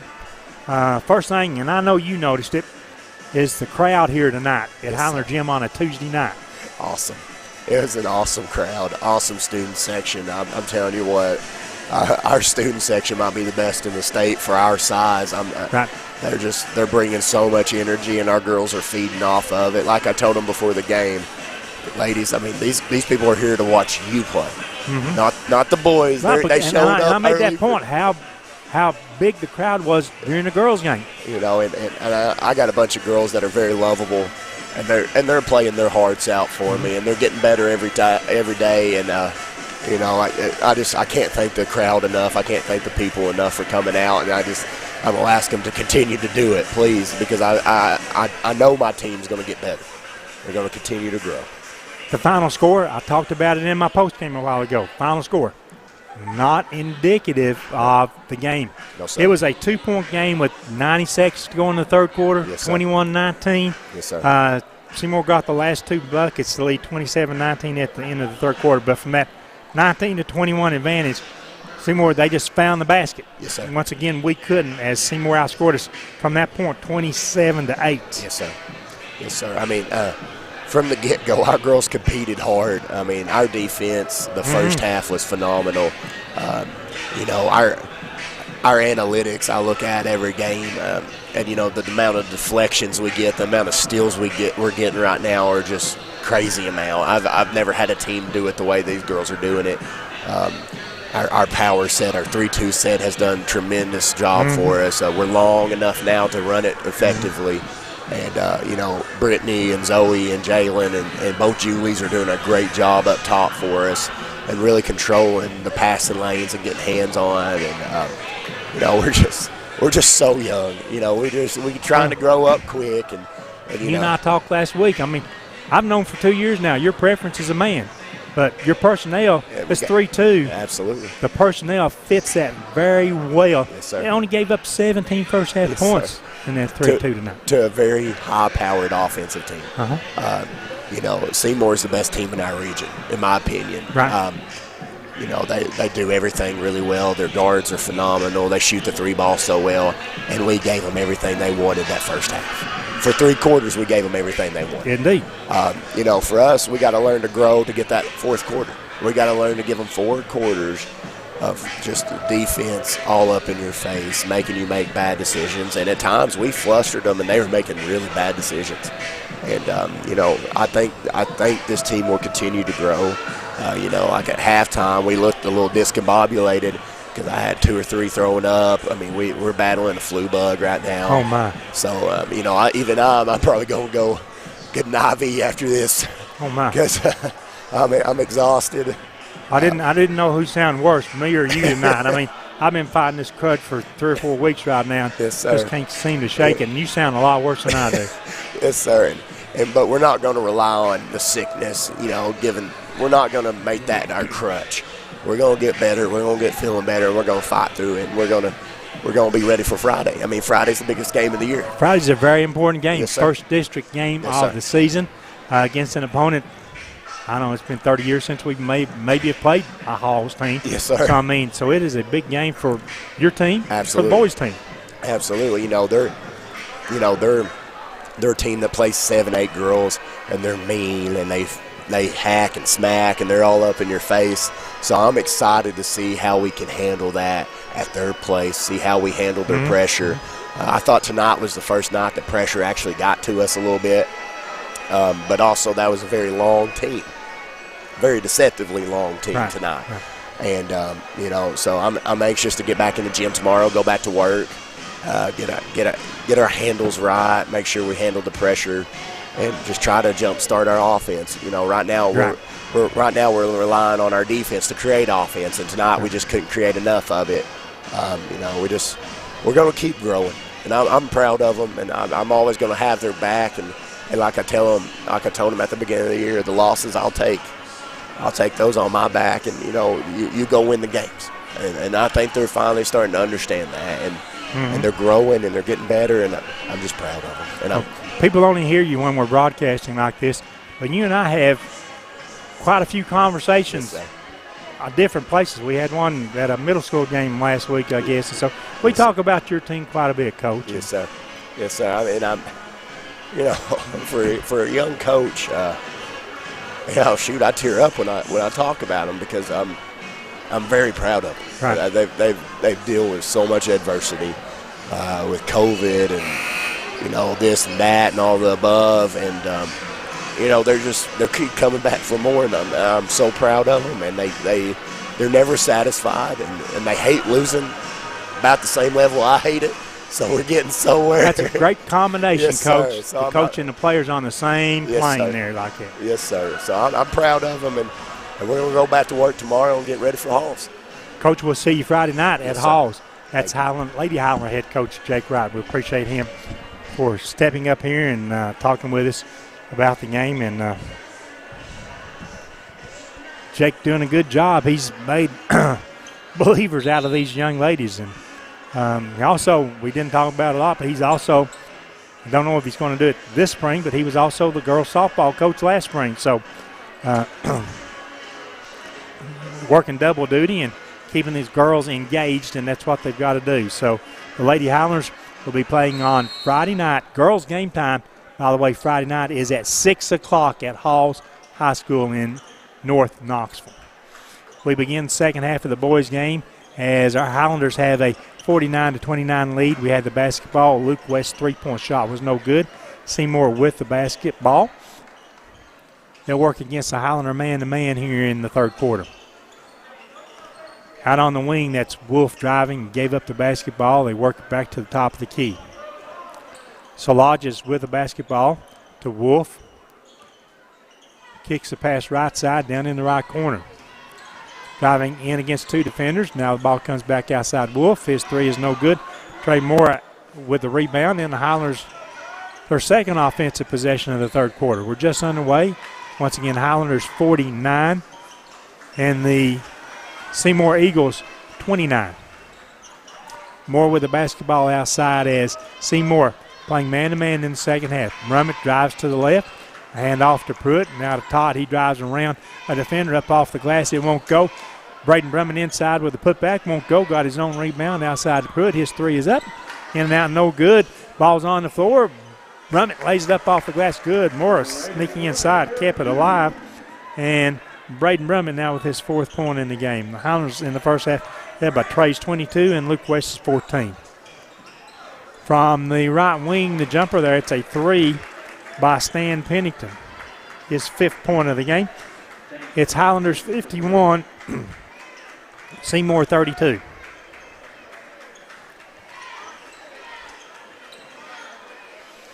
West with a basketball over to Pruitt on the right wing. A little give and go. Comes back to Gray Todd from the foul line. His 15-foot jumper rattles and drops in for Gray Todd, his eighth point of the game. 53-32 now, Highlanders.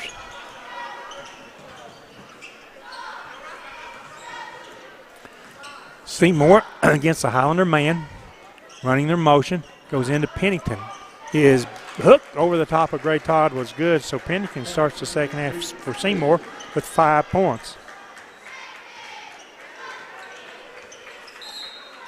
And we've got an offensive foul off the basketball as Braden Rummet tries to set a screen.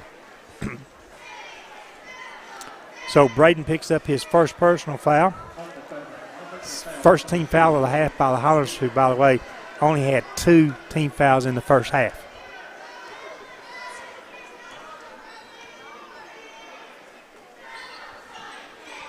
Seymour. Out on the right side, that's Szilagyi. Gave it over to Hilton. Hilton down in the corner. Back outside. Szilagyi ends up with the basketball once again. Off the baseline, hard foul there. Dalton Pruitt picking up that foul. That'll be his first personal foul. That comes with 5 minutes, 14 seconds to go in the third quarter. At the line for Seymour, Connor Hilton. First free throws of the game for Seymour. First one drops in for Hilton.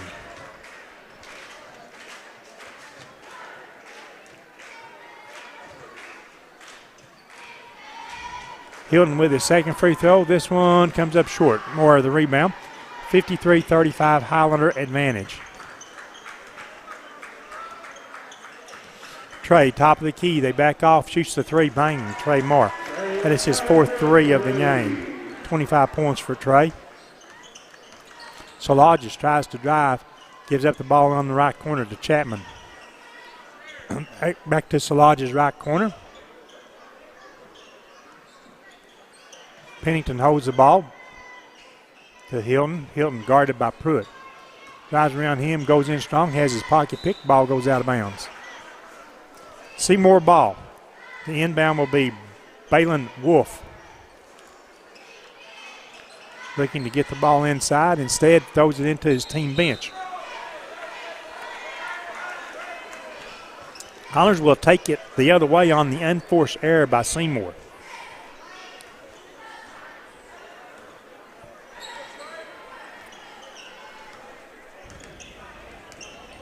(56-35). Highlanders' Gray Todd launches a three, bang from outside. Gray into the three-point shooting mode for the Highlanders. That's our fourth different player, I think, where they made three tonight. 59-35.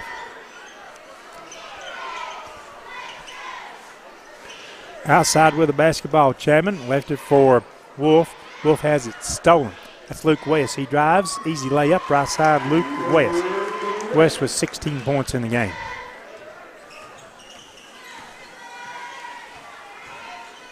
Chapman back to Wolf. The jumper is no good. Pruitt the rebound. Dalton pushes, kicks it over to Moore on the wing. Trey steps back, launches a three, shoots over his defender, and his second three-pointer of the second half. 64-35 Highlanders. Doing it on defense to set up their offense. Pennington top of the key, over Todd. The shot is no good. Taken by Moore. His outlet pass goes to Gray Todd. Down the court, up off the left glass. Good by Gray Todd. And with that, the Seymour Eagles will take a timeout. Highlanders 66, Seymour 35. We'll join the teams during this break and be back after this message. Odds are there's a Potter's Ace Hardware right in your neighborhood, with expert advice and the right tools and supplies to make your quick fixes even quicker. Around the block, what you need in stock, with people who know their stuff. Potter's Ace has a convenient location on Industrial Lane here in Oneida. Visit the helpful folks at Potter's Ace for all your home improvement needs. Potter's Ace, the helpful place. 9. Welcome back to Highlander Gym. Sam wanted to know how many Highlander threes that we'd made tonight. Well, we have made 11 three-pointers. Seymour, they've made 9. I mean, so the team's just making it look easy behind the three-point line. Inside, working his way up with a good pump fake was Brandon Chandler for Seymour. They give him 10 points in the game. Highlanders still with the big lead now, 66-37. Seymour staying with the man-to-man. Trey with the ball over to Pruitt. He'll drive around his defender, strong to the basket. Floating jumper, good by Dalton Pruitt. Believe it or not, folks, first points of the game for Dalton. He does it all defensively and then you see him score an occasional basket, but he draws the other team's probably best outside player, either the point guard or the wings. Pruitt almost with a steal as I was talking about that. This is Hilton with the ball. Fancy dribbling, gives it up. The pump fake by Chandler. Back to Hilton, into Chandler. Chandler's layup off the glass, good.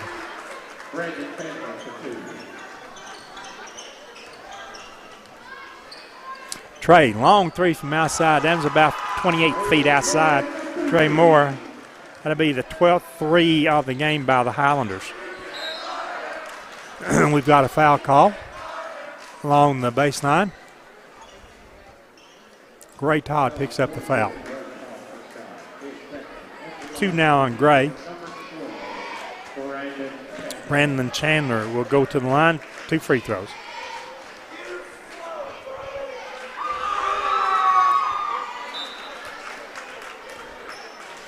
Checking in for the Highlanders, Brady Strunk and Caleb Woodward.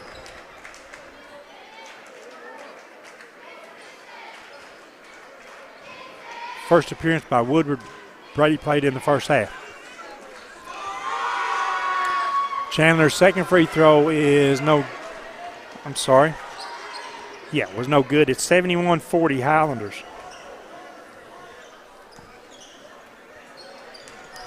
Cutter through the paint. Pruitt spun it up off the glass. It was no good. Woodward fights for the ball, saves it at the foul line. Highlanders will reset their offense. It goes to Pruitt, back outside. Moore, 25-footer. Good by Trey Moore. Sam, he's made 4 shots in the second half. All have been three-point shots. And looks like we've got a technical foul call. We've got a foul call. 35 would have been Gibbs, Seymour Eagles, Tanner Sullivan. Then we've got a technical foul call. That would have been against one of the Highlanders. As Brandon Chandler will go to the free throw line for Seymour. Just missed 2 free throws. I do not.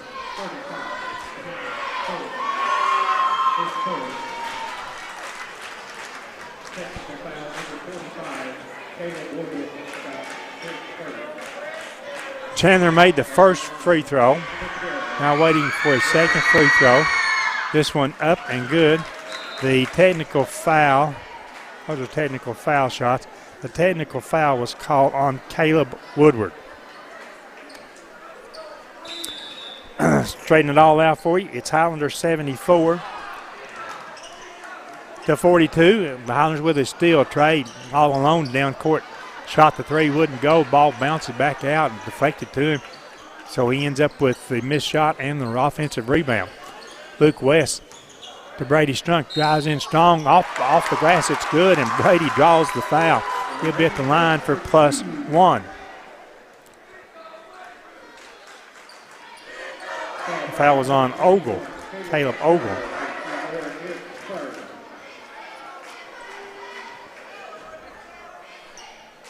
First free throw, no good. I thought he was shooting 2. Did I miss one of those? Oh, he made the basket. That's what I missed there, yeah.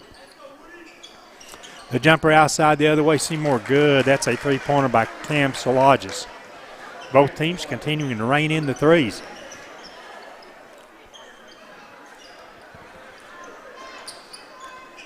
And, of course, I'll have that for you coming up at the end of the game in our Highlander postgame. Bounce past the baseline, stolen. Seymour the other way, 2-on-2 break. Driving in, off the glass, good by Salages. 76-47, Highlanders with the advantage.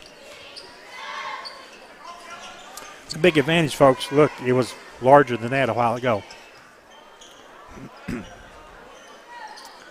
Trey with the basketball, the lob to Strunk, posting low, goes up, and shot is no good. So Brady will go back to the free throw line to shoot 2 free throws.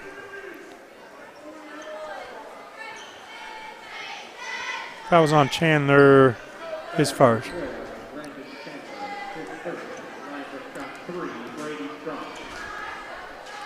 First free throw by Brady is good. 77-47 Highlanders. Sub in for Seymour, that's Barnwell. Brady with his second opportunity. This one also good. 78-49 Highlanders. I'm sorry, 47 Highlanders.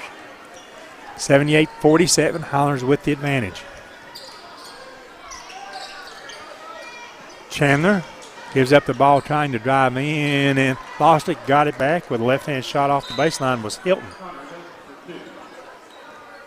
Then he deflects the ball on the Highlanders' inbound pass.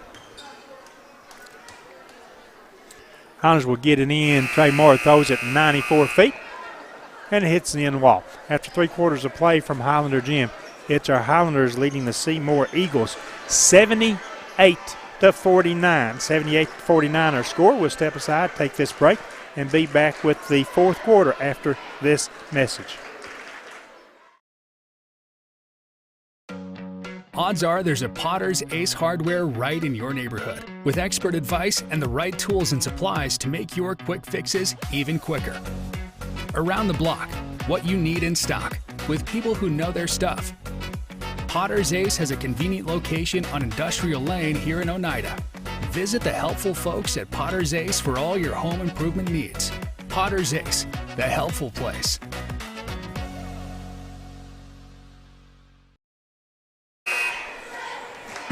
In the first half, I talked about the Highlanders putting up 28 points in the first quarter, talking about what a high-scoring quarter that was for the Highlanders. Well, guess what? They just topped that, 29 points for the Highlanders in the third quarter.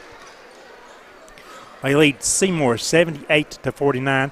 The Highlanders also, well, they made 5 3-pointers in the third quarter, and now have made 13 of those for the game. Brady Strunk, Caleb Woodward, Trey Moore, Luke West, Dalton Pruitt on the floor. Cam Salages with the basketball for Seymour. His drive to the basket is no good. Shot blocked from behind as Moore got a hand on it. Strunk controlled the rebound. The Highlanders the other way.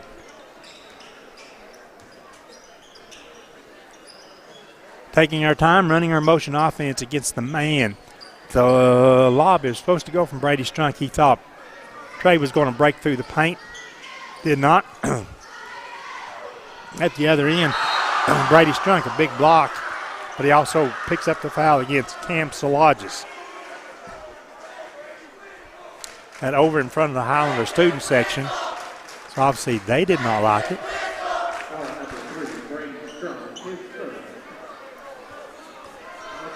First personal foul on Brady, 15 foul against the Highlanders in the second half. 3 team fouls for Seymour. Cam Salages at the foul line. The first shot is a miss.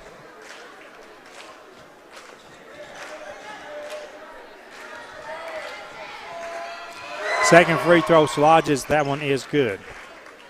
50th point for the Eagles.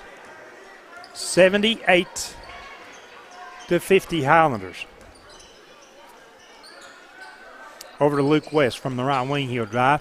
Pump fake inside the foul line. Woodward has the rebound. Got a second rebound. Fights for a third rebound. Got it. His putback again was no good. Trey Moore comes in and he controls this rebound. To Pruitt to West. He'll launch out of the left corner. The shot no good. Ball off the hands of Pennington for Seymour. It'll be Highlander ball. Baseline right side. 6 minutes, 54 seconds remaining in the game. Trey will inbound. The tip goes to Strunk. Right back to Trey. Posts up his defender. Shoots over him. It's good by Trey Moore.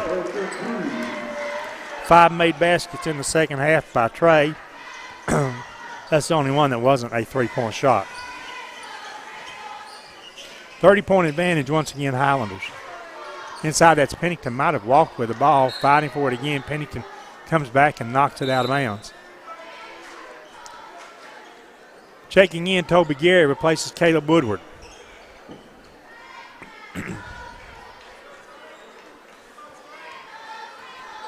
Trey takes his time walking the ball to the front court.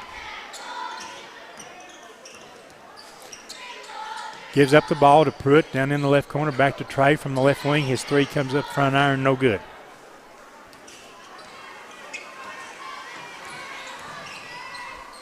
Driving into the paint, dumping a pass inside with position. That was Barnwell to score his first points for Seymour.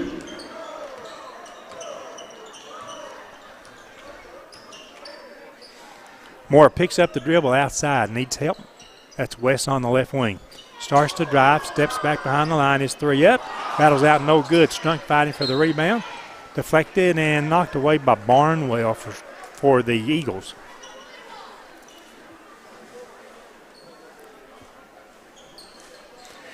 Strunk to try to get the ball in, tosses out midcourt to Dalton Pruitt. Pruitt over to West. Has a high screen. Couldn't use it. Highlanders work it to Strunk, posting right side. Tries to drive on Pennington, does. The fadeaway 16-foot good jumper is good by Brady Strunk, showing us the offensive move there. Brady with 6 points all in the second half. The jumper by Pennington inside, and I think foul from behind might be Dalton Pruitt, yes. Second foul on Dalton. Pennington with the basket and one.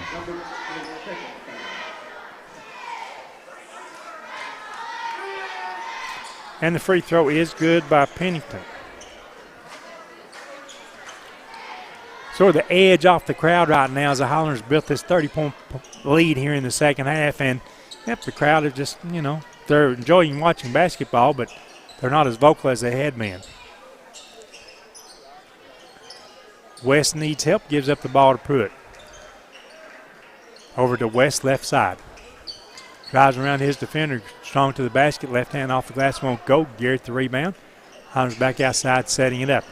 The pull-up 15-footer off the iron, no good by Strunk. On the floor, it was Pennington, and he rolled over or kicked the ball one, according to the official. Possession staying with the Highlanders. Baseline extended right side. Who will trigger? That'll be Brady Strunk. Brady into Moore. Fadeaway 15-footer right side. Good, Trey Moore. 16 second half points for Trey. 84-55 now, Highlanders. The shot rattled around and fell in for Barnwell. At the other end, they foul as Garrett goes up, trying to get the shot to go underneath the basket.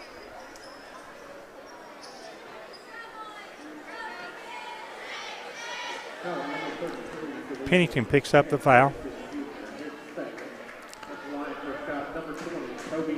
Toby Garrett at the line for the Highlanders. He had 3 first half points. Now I give him 4 for the game. 85-58 Highlanders. Subman Scott Jeffers checks in for Dalton Pruitt. Garrett's second free throw, in and out, no good.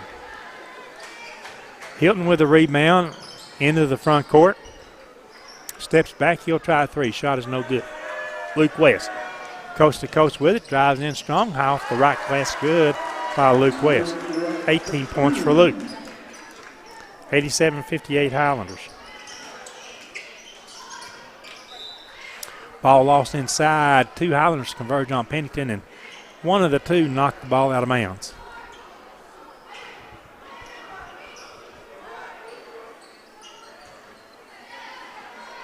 From the right baseline, Salages into Barnwell, into Pennington. Post goes up strong, shoots over Garrett, shot no good.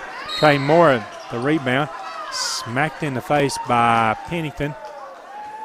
Trey shakes it off, and only the 5th foul against Seymour. They still have 1 to give. The Highlanders with 6 fouls. 87-58 Highlanders, 3 minutes, 50 seconds to go in the game.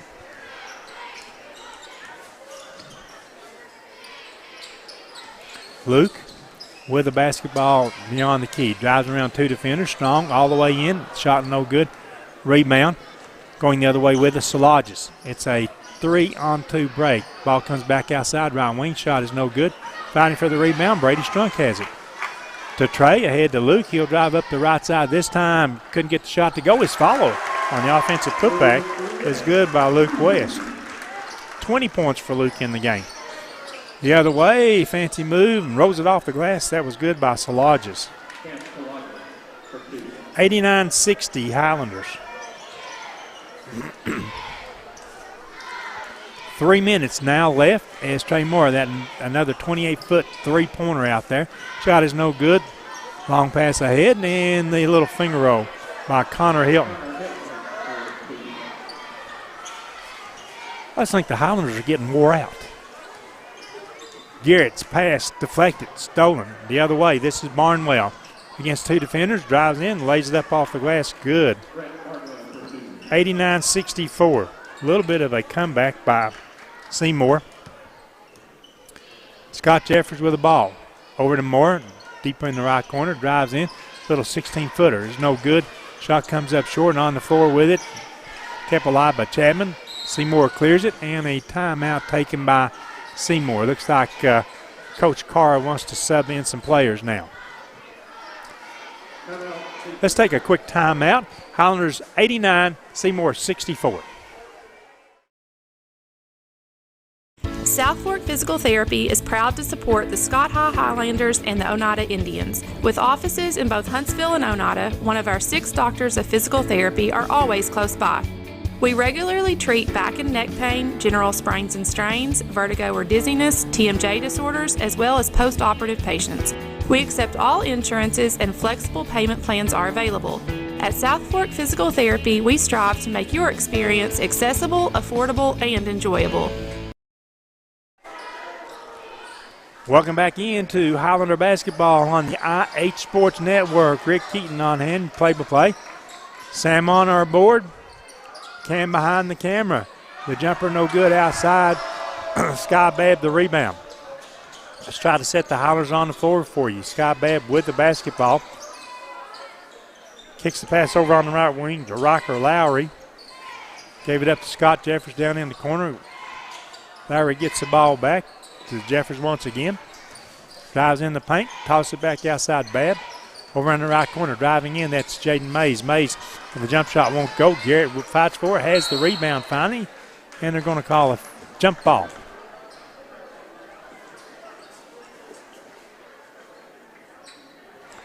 I think Coach might have one more player dressed on the bench that he's not got in tonight.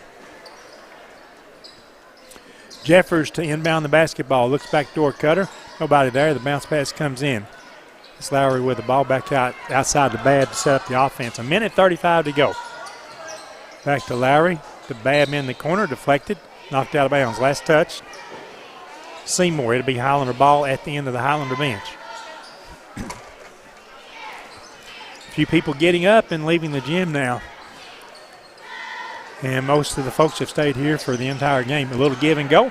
Off the screen, that was Garrett. Couldn't get this layup attempt to go. Seymour the other way with the ball. Wolf with it to Harris. Harris drives himself down in deep into the paint. Garrett the rebound for the Highlanders. Knocked away. The Highlanders pick it up. Jeffers with the ball. 65 seconds to go in the game. Jeffers has the ball kicked out of bounds.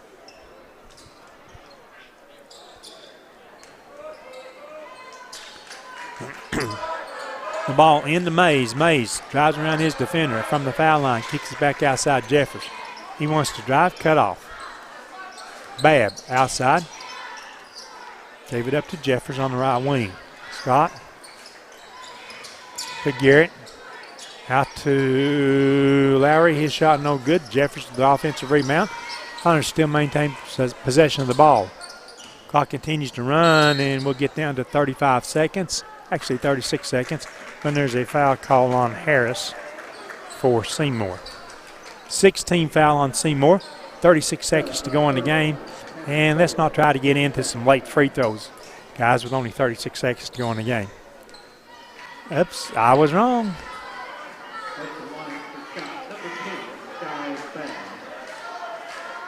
Apparently it is 1-1, or else he was fouling the active shooting. The shot up off the glass good by Sky Babb. It's academic now as he'll get his bonus free throw. Highlanders 90, Seymour 64. Second toss is no good. Score remains the same. Seymour crosses midcourt with 30 seconds to go in the game.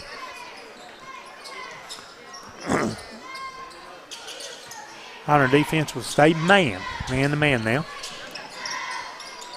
From the corner, might have been a walk, no call by the officials. The Highlanders have trouble picking up the ball. Now they do as Mays tries to throw it ahead of Babb, and it goes out of bounds.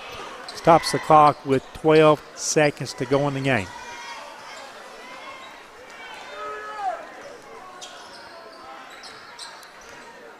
Seymour, will they be content to try to run out the clock? Nope. Shot is blocked by Sky Babb out of bounds. Stops the clock with 1.4 seconds to go. The Highlanders are going to pick up their 7th consecutive win to start the 2021-22 season. Seymour will fall to 0-6. Entry pass comes in. Long three outside is no good.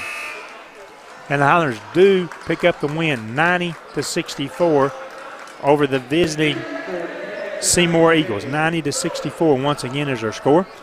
When we come back after these extended messages, we'll do a couple different things. We'll look at the Highlander schedule and our broadcast schedule for the next couple of weeks. We'll also have the end of the game scoring in this game. And we'll also have a visit from Coach Jeffers. All that and more coming your way after these messages from tonight's sponsors of high school basketball on the IH Sports Network. Odds are there's a Potter's Ace Hardware right in your neighborhood, with expert advice and the right tools and supplies to make your quick fixes even quicker. Around the block, what you need in stock, with people who know their stuff. Potter's Ace has a convenient location on Industrial Lane here in Oneida. Visit the helpful folks at Potter's Ace for all your home improvement needs. Potter's Ace, the helpful place.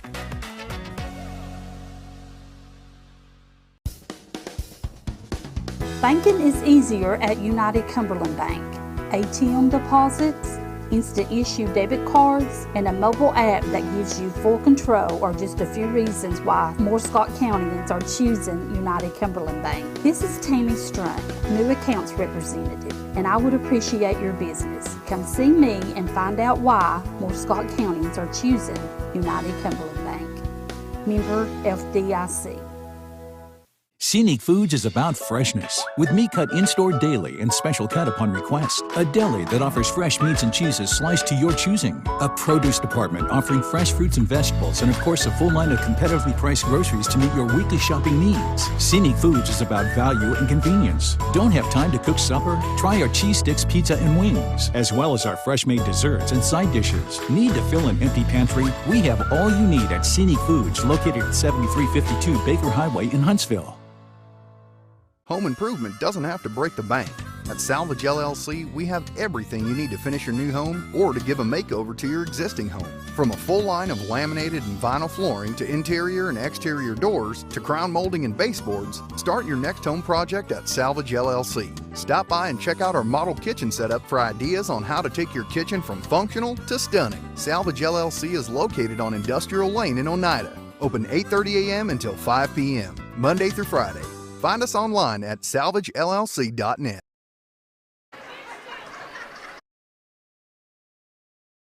Home-style cooking with friendly service and a relaxed atmosphere. That's Razak's. Razak's offers breakfast served daily, just like Grandma fixed it, and daily specials like country fried steak, turkey and dressing, and of course, a fish fry every Friday. Razak's has a full menu, ranging from quick and easy favorites like hamburgers and club sandwiches to comfort foods like pinto beans. And you'll love something off the grill, like grade A cut sirloin, ribeye, or shrimp kebabs. That's Razak's on US Highway 27 in Helenwood. Razak's, country cooking and great steaks. Scenic Foods is about freshness, with meat cut in-store daily and special cut upon request. A deli that offers fresh meats and cheeses sliced to your choosing. A produce department offering fresh fruits and vegetables, and of course a full line of competitively priced groceries to meet your weekly shopping needs. Scenic Foods is about value and convenience. Don't have time to cook supper? Try our cheese sticks, pizza, and wings, as well as our fresh-made desserts and side dishes. Need to fill an empty pantry? We have all you need at Scenic Foods, located at 7352 Baker Highway in Huntsville. Welcome back to Highlander Gym. The boys' game just completed as our Highlanders defeat the visiting Seymour Eagles. Final score 90-64. Earlier this evening, the Lady Highlanders fall to Seymour 48-27. In that game this evening, the Highlanders were led by Brittany Morris 6 points, followed by Annaline Woodward with 5 and Elena Duncan with 5. The Lady Highlander overall record is now 2 wins, 6 losses. We'll begin to look at the schedule in just a moment. With the boys' victory tonight, the Highlanders are now 7 wins, no losses to start the season. Seymour falls to 0-6. For our Highlanders, the schedule looks like this. On Friday night, we'll travel to Halls. Then next week on Tuesday and Friday, December the 7th, December the 10th, we'll play host to South Doyle at Highlander Gym, and then our second district game of the season, Anderson County. That's looking ahead this week and next week. All 3 of those games will be broadcast on the IH Sports Network. Halls will be our first district game of the season. That's coming up this Friday, and then the following Friday, Anderson County. And then guess what? The Friday after that, December 17th, Clinton, our third district game on a Friday night in the month of December. So, matter of fact, all of those games will also broadcast on the IH Sports Network. Our congratulations on the Highlanders with the win tonight. Now let's look at the final game scoring summary. For the Seymour Eagles, Brett Barnwell finishes with 7 points. Cam Solagis finishes with 19 points. He had 4 made 3-point shots, 1 or 2 at the foul line. Bryce Chapman on a 3-point shot finishes with 3 points. Connor Hilton with 7 points, 1 or 2 at the line. Brandon Chandler with 14 points, 2 for 4 at the line. He also had 2 made 3-point shots. Caleb Ogle on a 3-pointer in the first half finishes with 3 points. Stan Pennington, a 3-pointer in the second half, finishes with 10 points, 1 of 1 at the line, 64 points for Seymour, 5 of 9 at the foul line for the Seymour Eagles for the game. They had the 10 made 3-point shots. You combine that with the Highlanders, who had 13 made 3-point shots, so we saw a lot of threes rain down tonight at Highlander Gym. Looking at the Highlander end of the game scoring summary. Braden Brummett finishes with 2 points. Dalton Pruitt with 2 points. Luke West with 20 points. 4 made 3-point shots, all of those in the first half. Trey Moore had 22 first half points, 16 second half points, finishing with 38 points. He was 3 for 4 at the foul line. 7 made 3-point shots for Trey.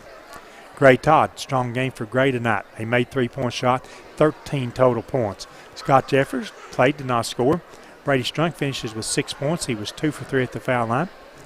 Jaden Mays played late in the game, did not score. Sky Babb with 3 points, 1 of 2 at the foul line.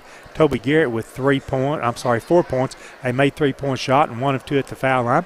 90 total points for the Highlanders, 13 made 3-point shots. For the game, the Highlanders were 7 of 11 at the foul line. And coming up right on cue is Highlander head coach Jordan Jeffers. Thanks a lot, Coach Jeffers. I'm going to start off our interview segment right now by saying, and I never thought I'd say this, your team looked a little tired there at the end.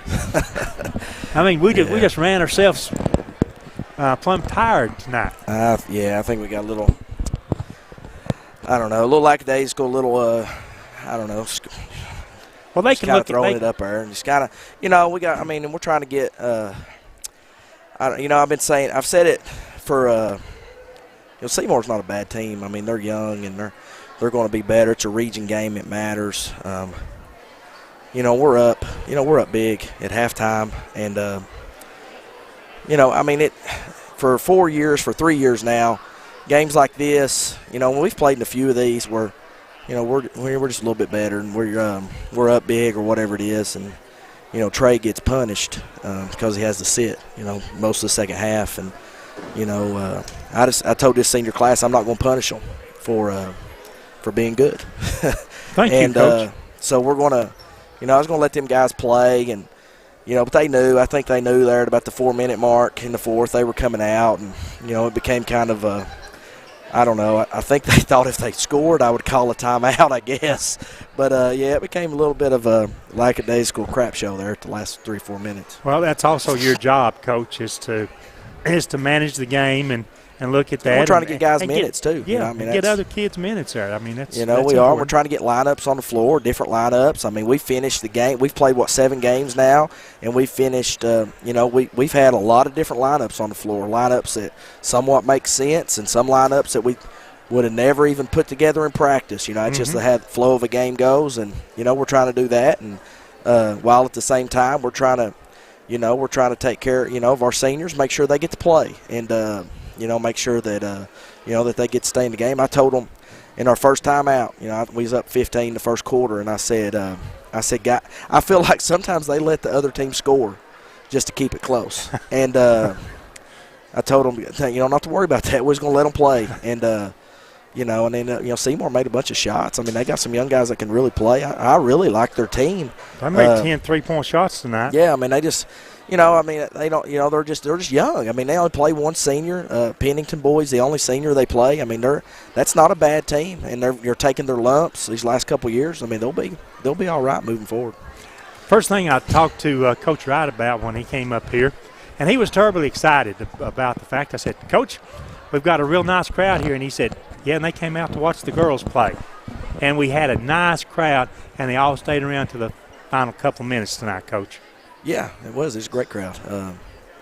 I mean, that's that's a product of putting a good product on the floor, and also Oneida didn't have a game tonight, so I've seen a lot of Oneida in the stands, which is fine. We'll take their $6 just like everybody else's, and it is. I mean, our student section's been really last year COVID, but even last year in COVID, I mean, we still had some fantastic crowds. I mean, but student section's back in full force, which is it just makes the games feel different. I mean, it's just a different feel. It's just a different feel in the gym when that thing's full and it starts getting hot, and it might kind of just brings your team in to focus. It kind of gives them a ton of vision that it's what you're fixing to do is important, and that it matters. It matters. It doesn't just matter to us in that locker room. It matters to a lot of people that pay to come watch you play. And when you put that S on your chest, it ain't just you're not just representing the 16 guys that are on our roster this year.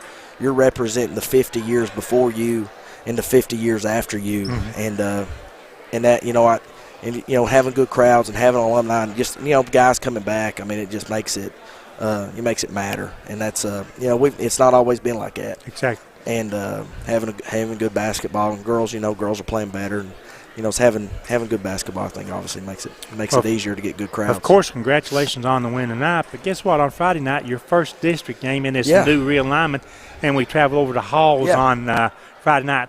And once again, I want to point out, girls' game time starts at 6 o'clock Friday night. Yeah, most of our away games are 6 o'clock in Knoxville. So, I mean, we're one of the few that are still a 6:30, 8 o'clock start. And the only reason that is make it easier on referees to get here. But yeah, most of our Knoxville starts, our district starts, are 6 and 7:30. So I'm sure you've looked at Halls just a little bit coming up. Yeah. And any insight you might want to share? I mean, I don't watch a lot of film. Derek does that. Derek does a lot. I mean, I watch film before games. But like Derek he's games ahead of me. I mean, he's looking at Halls right now. He's looking at AC and he's looking at Clinton. I don't do that just from a, I don't mentally don't want to look ahead. But yeah, now they got some guards that can really play. They got some young guards that shoot it well. They'll space us, real similar to what we just saw. Except they'll space you and they'll cut, a lot of movement, and Hall's a hard place to go play. I mean, it is. It's real similar to us. Right. Like they're Knoxville's version of a county school. Right. And, they'll have a great student section, a great crowd, and, they're red and gray and white just like us. So look forward to it. I mean, this is I told our boys tonight, I mean, it's kind of like, tonight's a region game. We could very easily see this same Seymour team again, hopefully on our floor, but we could very easily see them again in the region tournament. And, but it gets real. It gets real after tonight. We go to start. This is as tough a 3-week stretch going into Christmas as probably our program's had since I've been the coach, and not just from a opponent standpoint, but just what the games are. I mean, they're tough games, they're district games, and then our out-of-district games, they're tough. Mm-hmm. So, I mean, we still got to go to PAL. We got Campbell County coming in, and then we're playing all of our district teams, on the Fridays moving forward before Christmas. So, really, really big stretch right here, a big 3-week stretch for you Highlanders. It certainly is. Coach, this time I will say congratulations on appreciate the it. Night. We'll see you at Halls on Friday night. We certainly will. Hey, how about that crowd, though, man? Yeah. We hope to get a good crowd to follow. We need a good crowd at Halls because they'll have a great student section, and they'll be rocking and roll, and we need to bring our own little red wave in there. Indeed. Go Scott. Thanks a lot, Coach Jefferson, and earlier thanks to Coach Wright. Finals in the 2 games tonight. The girls' game earlier this evening, the Highlanders fall to Seymour.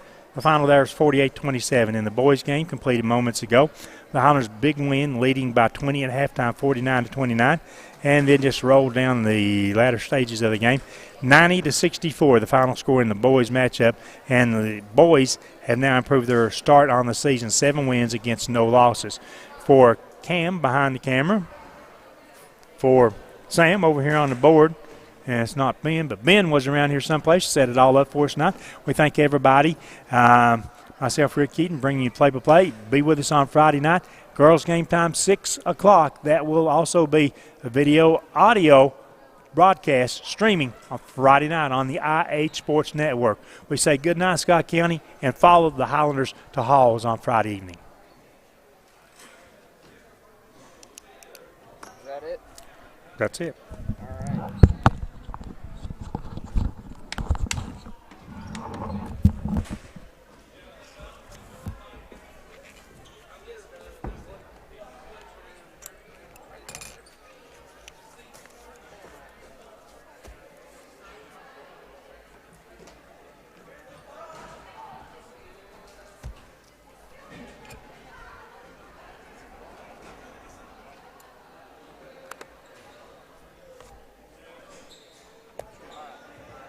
Do you want?